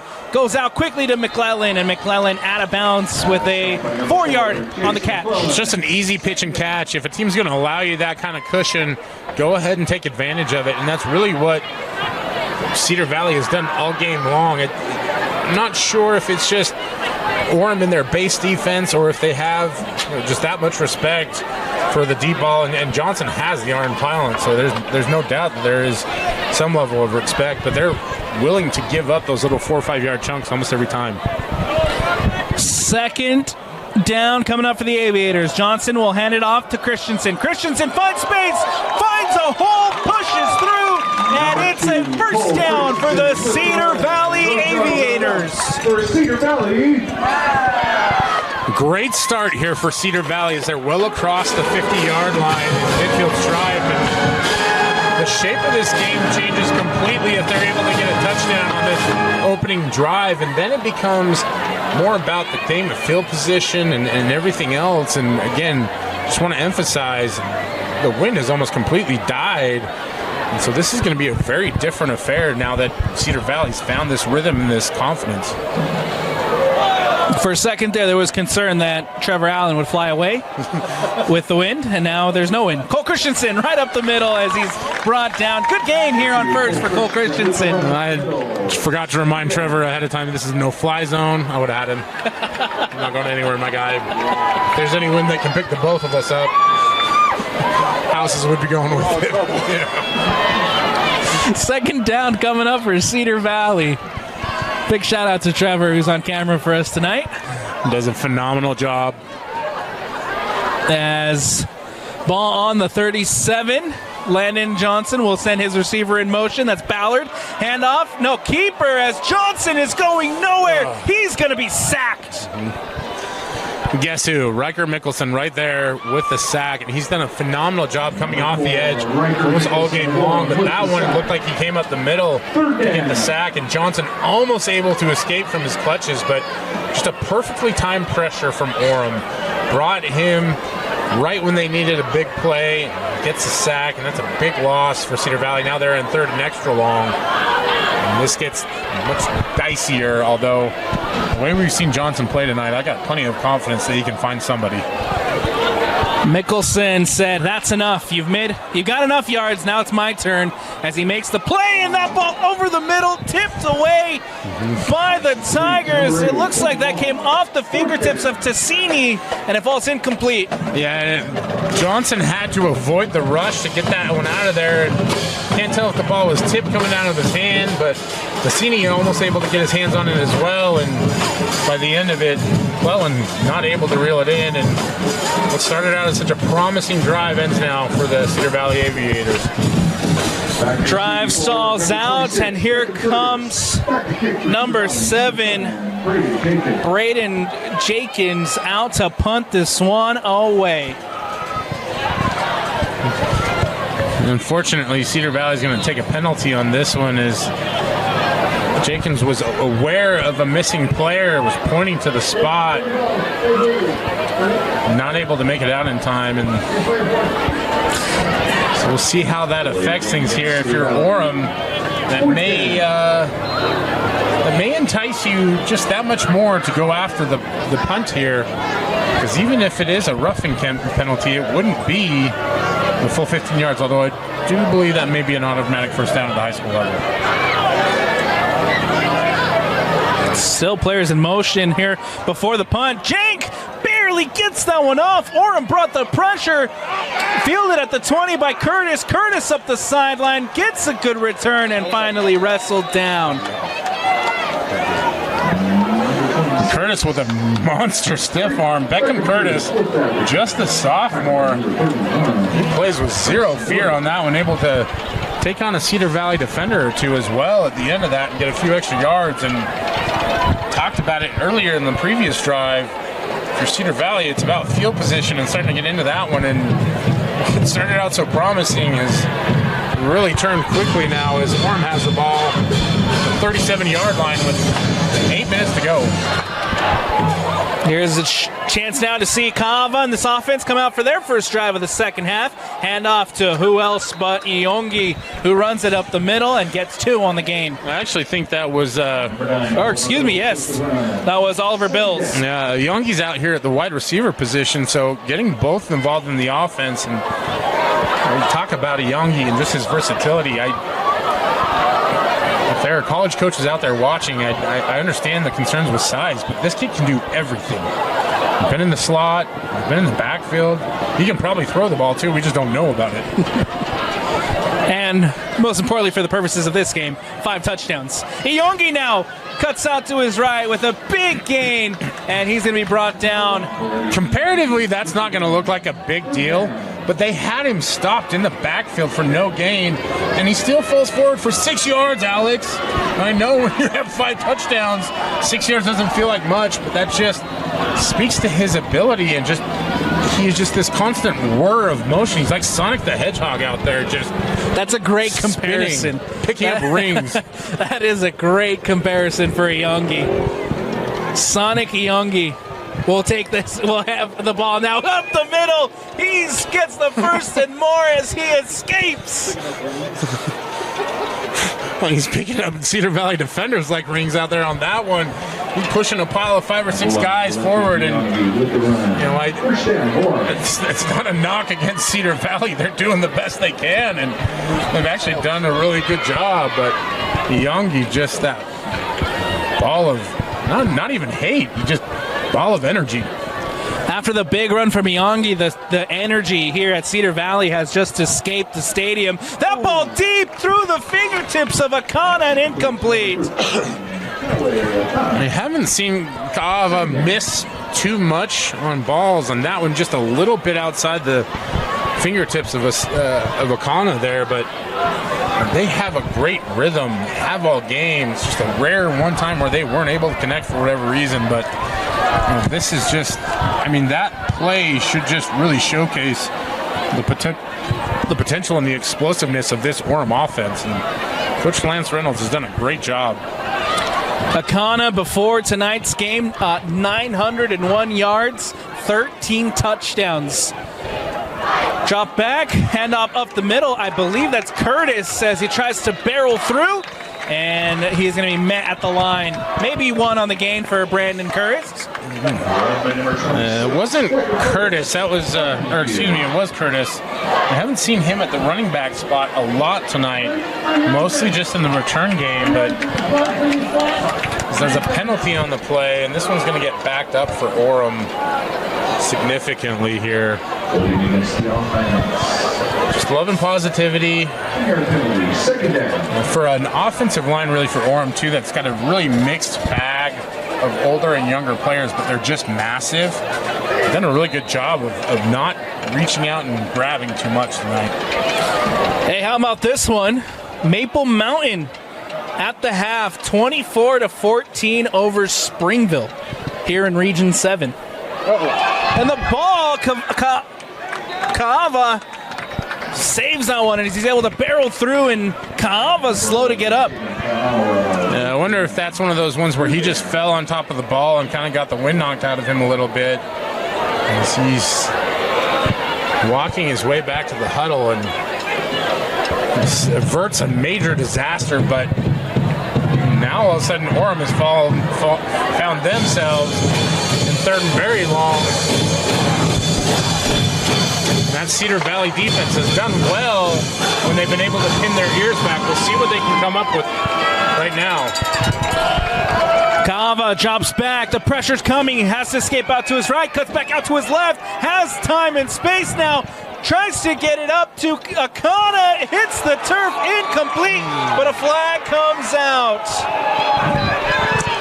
This is going to be a tough one because you're seeing defenders for Cedar Valley pleading with the white hat up here near the midfield stripe. The penalty was committed down here in the secondary. It was just one of those balls where it was underthrown, and so the defender's in good position to go after the ball, but it just, because it was underthrown, there was so much contact that back judge feels compelled to throw the flag. I don't know that if you'd had another official here on that angle, if that's a flag that gets thrown. But again, given the position of the official where he's at, just kind of has to throw that one. And it looks like that's going to be enough to at least give them 3rd and short now for Orem. So Cedar Valley a chance to stop here, but what a critical penalty. Big break for Orem. As that one felt incomplete. It was 3rd and very long. Now it's 3rd and 2. Kaava keeps. He runs up the middle, escapes out to his right, wrestled down, but plenty for the first down.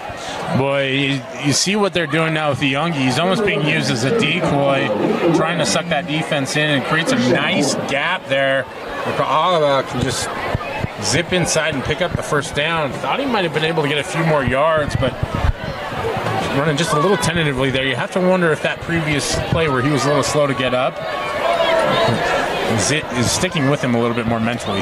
Under 5 now here at Cedar Valley High School. In the 3rd quarter, Tigers lead at 38-7. Kaava out quickly to Akana. Akana with the spin. Akana out to the sideline. And Akana takes it to the house. Touchdown, Tigers. What a job standing and delivering. Taden Kaava finds Kawe Akana. Oh, goodness.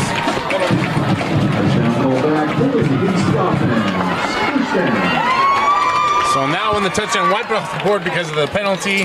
That's on us. Well, it happens to us once every game, Brian.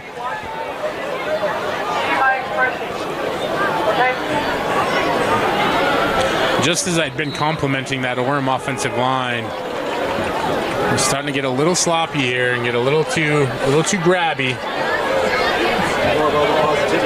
Yeah, it's not enough love. Too much love and positivity. Too much hugs. Yeah, too many hugs. First down and long. Ball on the 38. They need 20 here for the first. Kaava will pitch it out to Iongi. This time has nowhere to go as he's quickly met by a swarm of Aviators. Or excuse me, that's Curtis. Bills, that's Bills. Yeah, they're doing a good job of rotating people through there. See, Iongi's playing a little bit more in the slot, but Bills does a good job of at least trying to get some of the yardage back. Cedar Valley just had that one sniffed out right off the bat. This defensive unit is growing more and more confident throughout the game, and just when we thought that maybe Orem was about to put this one away, they're now looking at 2nd and 22. 2nd and very long here for the Tigers. Kaava drops back, the pressure's coming, and he gets it out, and it is incomplete, intended for Akana. He brings it in, but can't stay in bounds. Kaava slow to get up after the play. Yeah, a great job on the pressure there by Cedar Valley, and he just gets caught right as he's throwing it in that exposed area. And for those of us who have never played quarterback, or for those of you who have never played quarterback, it's that open rib cage area that gets so painful to take those hits. And for now it's 3rd and 22. That's a great job by Cedar Valley to stand up and defend on that one. Kaava back up on his feet now, ready to lead his team here on 3rd and very long. They need 22 for the first. Ball on the 41. Kaava drops back, screen pass out to Bills. Bills finds room, finds space. Bills cuts back inside, and Bills takes it into the end zone off the screen. That one is a touchdown. Orem High School, number 9, Oliver Bills. Number 13, Oliver Bills has been watching Fletty Iongi do it all year long. When he gets the opportunity, he does not miss. And he scoots in there for 6. Good play by the Tigers, and even better from Bills as he just breaking tackles, makes a couple of guys miss, finds the end zone, and extends the Tiger lead. Akana with the PAT. The kick is up, and the kick is good. And it is 45-7. Orem Tigers lead it. We're going to take a quick step away here on the Rewind Sports Network. Ball booted away by the Tigers. That one goes out of bounds just right there at the 1. Different kicker this time, as it looks like that was Chase Horn to boot that one away. And as we hit the magic number 45-7, you may start to see a little bit of some personnel swapping going on for the Orem Tigers now. Cedar Valley going to start this drive out at the 35-yard line. We've seen them previously, once they get that good field position, they've been able to move the ball against this Orem Tigers defense. It's really been finishing drives that's been the difficulty. So, Brian, let's take a look at what we have going on here in Region 7. At the top of the table, Timpview at 2-0. The Orem Tigers at 2-0 as Laws will run this one up the middle, and he's almost gets the first. We'll see where they spot him. The officials have him spotted past the line again. Yeah, he for sure had a first down on that one, but then just kind of jumped back, and almost like he was trying to avoid the defender on that one. Watching the tape on Saturday or Monday, whenever they get together, that'll be a coaching point for sure for Cedar Valley, that just keep lowering the head when you've got that much contact in front of you. Unfortunately, there's an Orem Tiger down. I hope this is just a cramp. So with the player down, we'll take another step away here on the Rewind Sports Network. See the Orem player back on his feet, walking over towards the sideline after the injury timeout. We'll have a 1st and 10 coming up here for the Cedar Valley Aviators. Receiver goes in motion. Johnson takes the snap. He'll pitch it out to Cole Christensen. Christensen takes it up, and Christensen here gets just short of the first, and another Tiger down behind the play. It looks like there were 2 Tigers that got nicked up on that one, and this one right there at midfield, and that looks like it is a painful injury. And it looks like a cramp again, and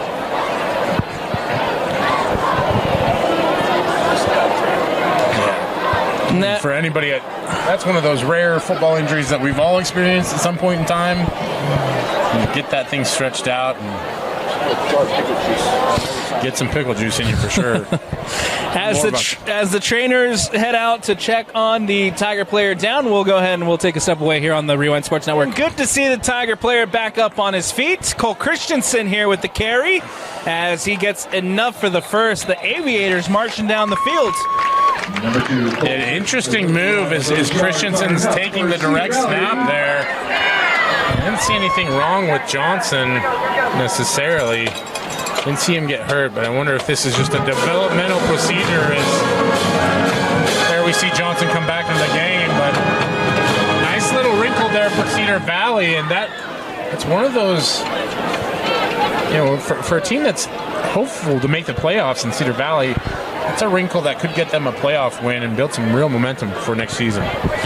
Ball snap. Johnson with taking it out. Quick out to Murdoch. Murdoch cuts up. Murdoch trying to find some more yardage, and he's going to be wrestled down. Good pitch and catch here for Johnson and Murdoch. Yeah, that's a nice job by a guy who's basically played everywhere tonight. He plays inline at the tight end position. He's just a little flare route. Does a good job of cutting up field, and that for a bigger guy is a difficult move, but you can see the agility there. Gets 5 yards on it, and 45-7. You kind of thought maybe Cedar Valley would take a step back, but they are still competing like they have. It's not like an impressive, explosive highlight play, but it's impressive to see that kind of grit and competitiveness. Hand off to Laws. Laws bounces out to his right, and just short of the first down. The spot is short, so it'll bring up 3rd down for Cedar Valley with 45 seconds left to go here in the 3rd. 3rd and very short, so you may see the QB sneak again here, may see something else. It's definitely 4-down territory for the Aviators, though. It looks like they will be able to get this play off before the quarter expires. 15 seconds left on the play clock. 27 left on the game clock. Johnson will go under center. Keep an eye on that sneak. Johnson. He'll hand it off. No, he'll keep. No, he'll hand it off to Laws. And Laws finds room out to his left. Gets plenty for the first. And a good play here from the Aviators. Number 8, that will take us into the end of the third. It is 45-7 as we head to the break. Fourth quarter action. Don't go anywhere when we return. Alex Napolis, Brian Brown, and the Rewind Sports Network on KSLSports.com. Welcome back into the Rewind Sports Network on KSLSports.com. As always, presented by Heinemann Associates, Alex Napolis, Brian Brown. Johnson will now logo for the end zone. Batted away. Who else? Mickelson making a huge play for the Orem Tigers. It was getting awkward because we hadn't called Riker Mickelson's name in such a long time, but a great call coming out of the break.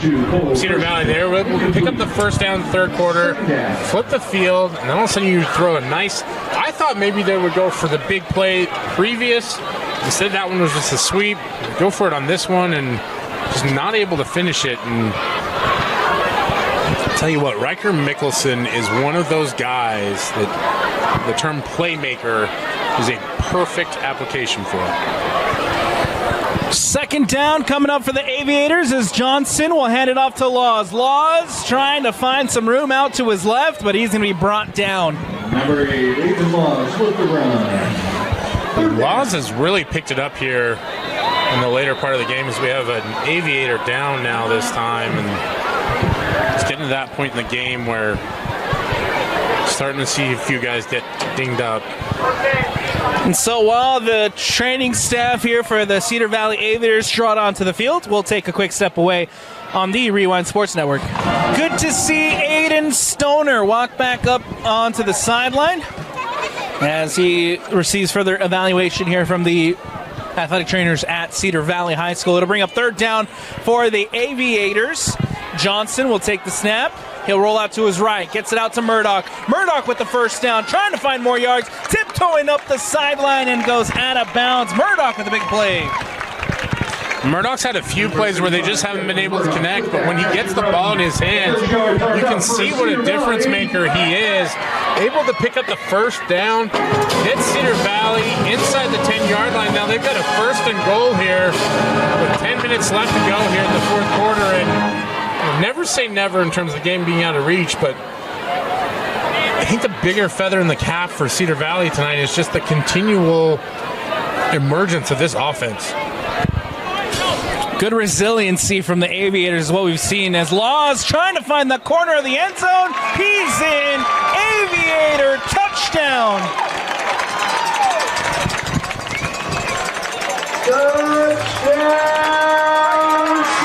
I don't know if Aiden Laws knows much about how you're supposed to serve revenge, but he was dishing out resiliency with that play. It was a toasty dish of it as he thunders in for the touchdown. Aiden Laws with touchdown number 3 on the year. Cedar Valley with their second touchdown of the night. Jenkins out for the PAT, but the flag comes out. I believe that's a delay, Brian. False start.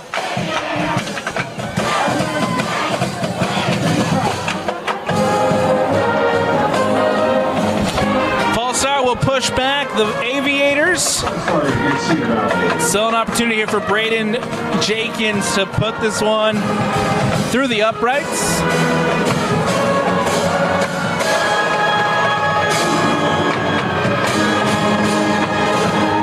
Still trying to get things sorted out after the penalty. And now here comes Jenkins.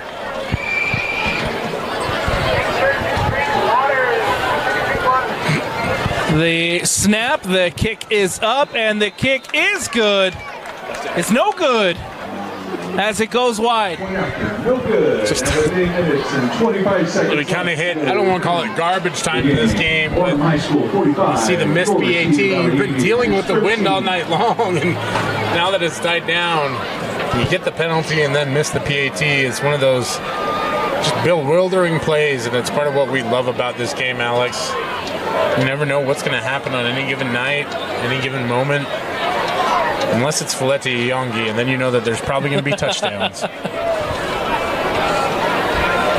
So it is 45-13. Brian, let's take a look at some scenarios here in Region 7. Again, Timpview in first with 2-0. Orem in second at 2-0. Maple Mountain in third with 2-1. Springville in fourth with 2-1. But the Maple Mountain Golden Eagles up 31-14 over Springville.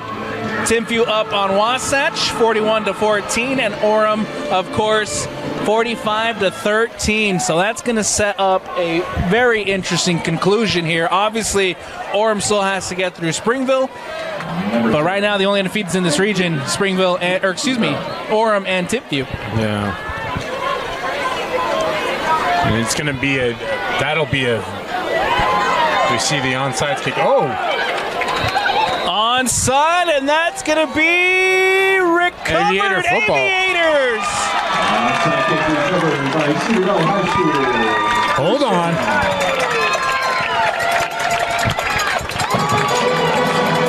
You see again, right as I'm talking about it, poor Alex is looking ahead, trying to talk about Orem Tigers, and Cedar Valley's like, no, we still got 8 to play. We do. We still have time.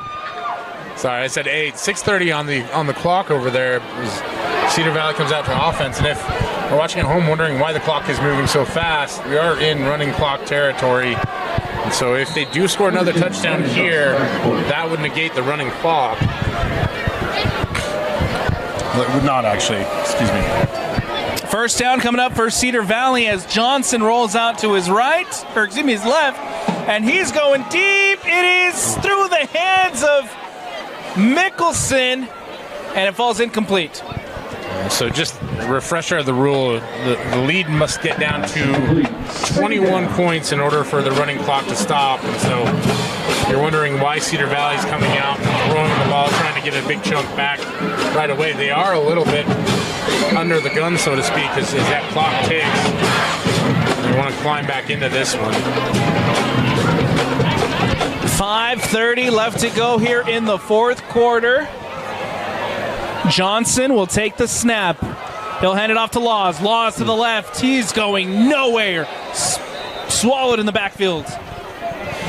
Yeah, great job there by number 33, Tassini, who's kind of been all over the place tonight. Had his hands on a would-be interception that he couldn't quite complete.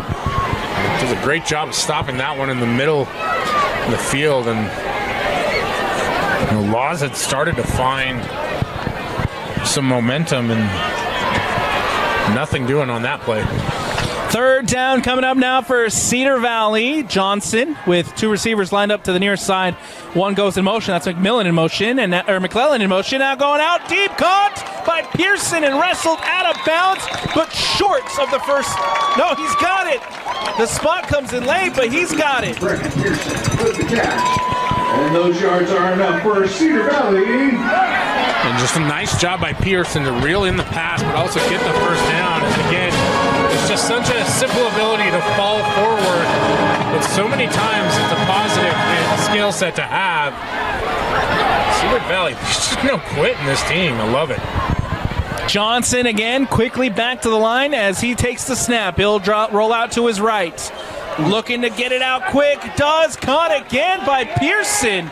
As he gets the first. And Johnson pays the price again as he gets 2 hands in the back, pushed down as he's rolling out there. But tell you what, Landon Johnson, just a junior, 5'10", 170. But he is tough as nails out there and pops right back up and says, we got one more in us. Another first down coming up. 3 receivers line up to the near side for Cedar Valley. Johnson drops back. The pressure coming. Has to get it out quick to Laws off the screen. Laws gets the first. Laws cuts inside. And a huge gain for Laws on first down. I just can't talk enough about Landon Johnson on that one. He's drawing the defense and waiting it out. He knows he's probably going to get creamed at some point. Just draws the play out long enough. able to throw over the top of Laws, and then Laws does what he's done all game and turns a good gain into a bigger one, and Cedar Valley right back within the 10-yard line, threatening to score.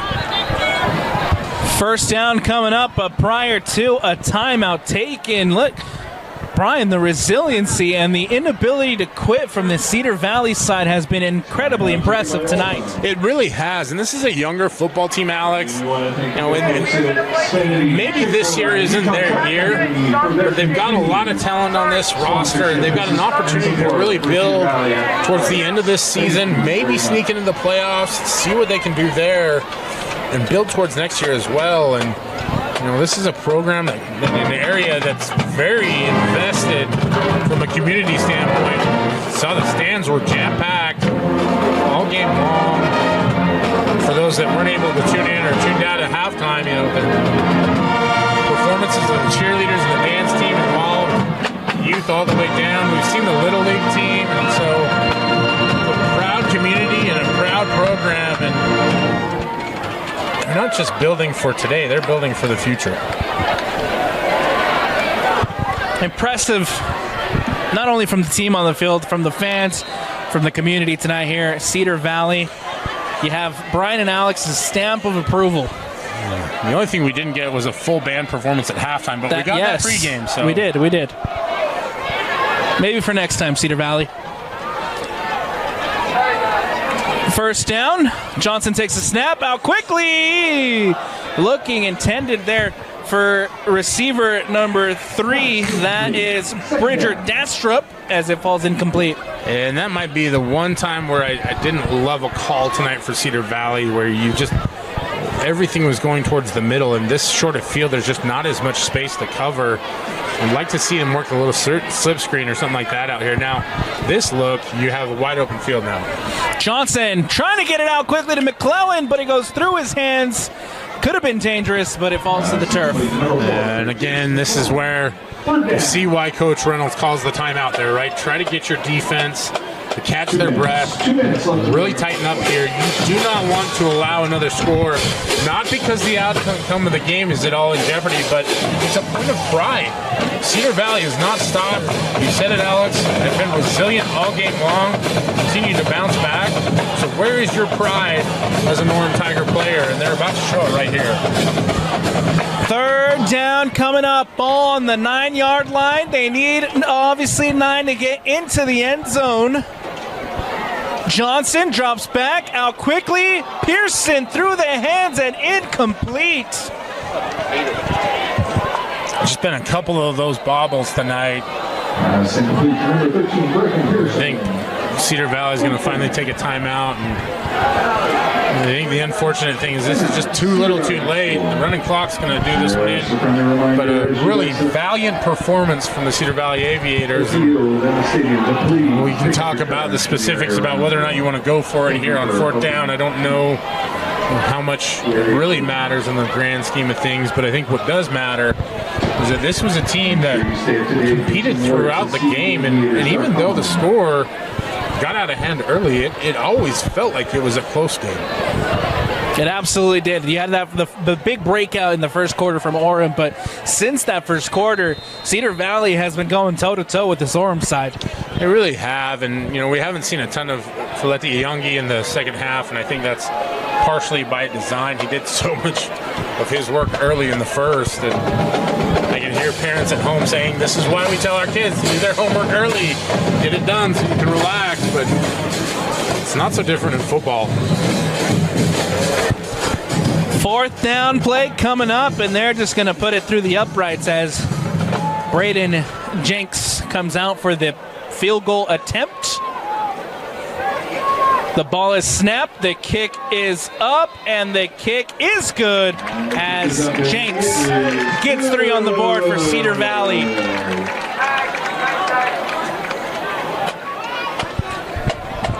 All right, Brian, scenario time.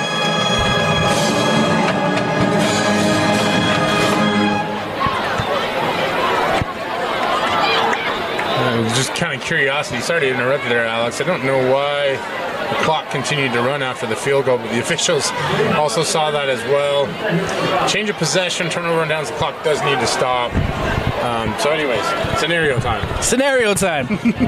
There's 2 undefeateds left in Region 7. That is Timpview. That is Orem. Next week... Who could have guessed? Next week, the Orem Tigers will, of course, face off against the Springville Red Devils. Timpview has a matchup against Maple Mountain, who is still in the race as well. Yes. And then you have the grand finale, the culmination, Timpview Orem. But those games next week are so important in this race, Brian. Maple Mountain has a chance, and Springville, even though they're losing tonight against Maple Mountain, they still have a chance if they can knock off Orem next week. But it could end up with one of those teams losing two games in a row, seeing how Orem and Timpview plays each other. So to your point, as the Tigers recover the onside kick, it's almost a critical game for both teams, because you can't, if you don't get through those, then the grand finale, so to speak, doesn't have the same meaning, as it's still just a jam up there. And so it really makes this Region 7 race very compelling in that regard, but not surprising. There's a lot of good programs out here. Maple Mountain has been really solid this year. I like what I've seen from the Golden Eagles this year. Credit to Coach Hall and his staff. They've really built a culture out there and built that program up. No doubt there's a lot of support, but they've turned it into a competitive contender out there. And it's, for a Maple Mountain program that doesn't have a lot of history, that's a really strong endorsement of his and his staff's hard work. And for Lance Reynolds, second year as Orem, we mentioned it earlier, 5-7 last year. What a bounce back year it has been for the Orem Tigers, though, as they will now improve to 7-1. Yeah, tough year last year. A lot of injuries as the time ticks off the clock, and this one, the Orem Tigers will get out of here with a victory, a hard-earned victory, even though the score may be misleading to a lot of people who didn't tune into the game. And they have really done a great job. Coach Reynolds taking a program that's kind of done and been everywhere in terms of players and involvement, really found and built a good culture. And when you talk about the title race, state championship, it's hard to imagine that the Orem Tigers don't play a factor one way or another. All right, the moment everybody's been waiting for tonight. Brian Brown, who is the MVP? Yeah, I think, should we do it at the same time? No, just kidding. It's Lenny Youngie. I don't think there's any argument about that one. It was a fantastic game, and he didn't score a touchdown in the second half. Oh no, but he had 5 in the first, so we'll give him a pass on that one. We talked about having it due to the game, but I want to know who else stood out to you tonight, Alex? I think the easy answer is Mickelson. Mickelson was all over the field on the defensive side of the ball, and I think Mickelson was probably my go-to for due to the game. But for Alex's player of the game, can we do the entire Cedar Valley offense? I love that pick. I was going to say Landon Johnson, but I like that even more because I think, to your point, that offense was gritty and tough all night long. And it was a team effort from everybody up front, running backs, wide receivers, all of them. So great choice by you. Brian, as always, a pleasure sharing this space with you, man. It's always the best time up here, and I love having the ability to be out here and call these games with you, man. Hey, good job by you. That's going to do it for us here on the Rewind Sports Network on KSLSports.com. As always, presented by Heidemann Associates. Again, Alex Napolis, Brian Brown, a big shout-out to Trevor Allen on the camera for us tonight. And from the entire Rewind Sports family, we thank you for watching. Everyone get home safe, and we'll see you next time.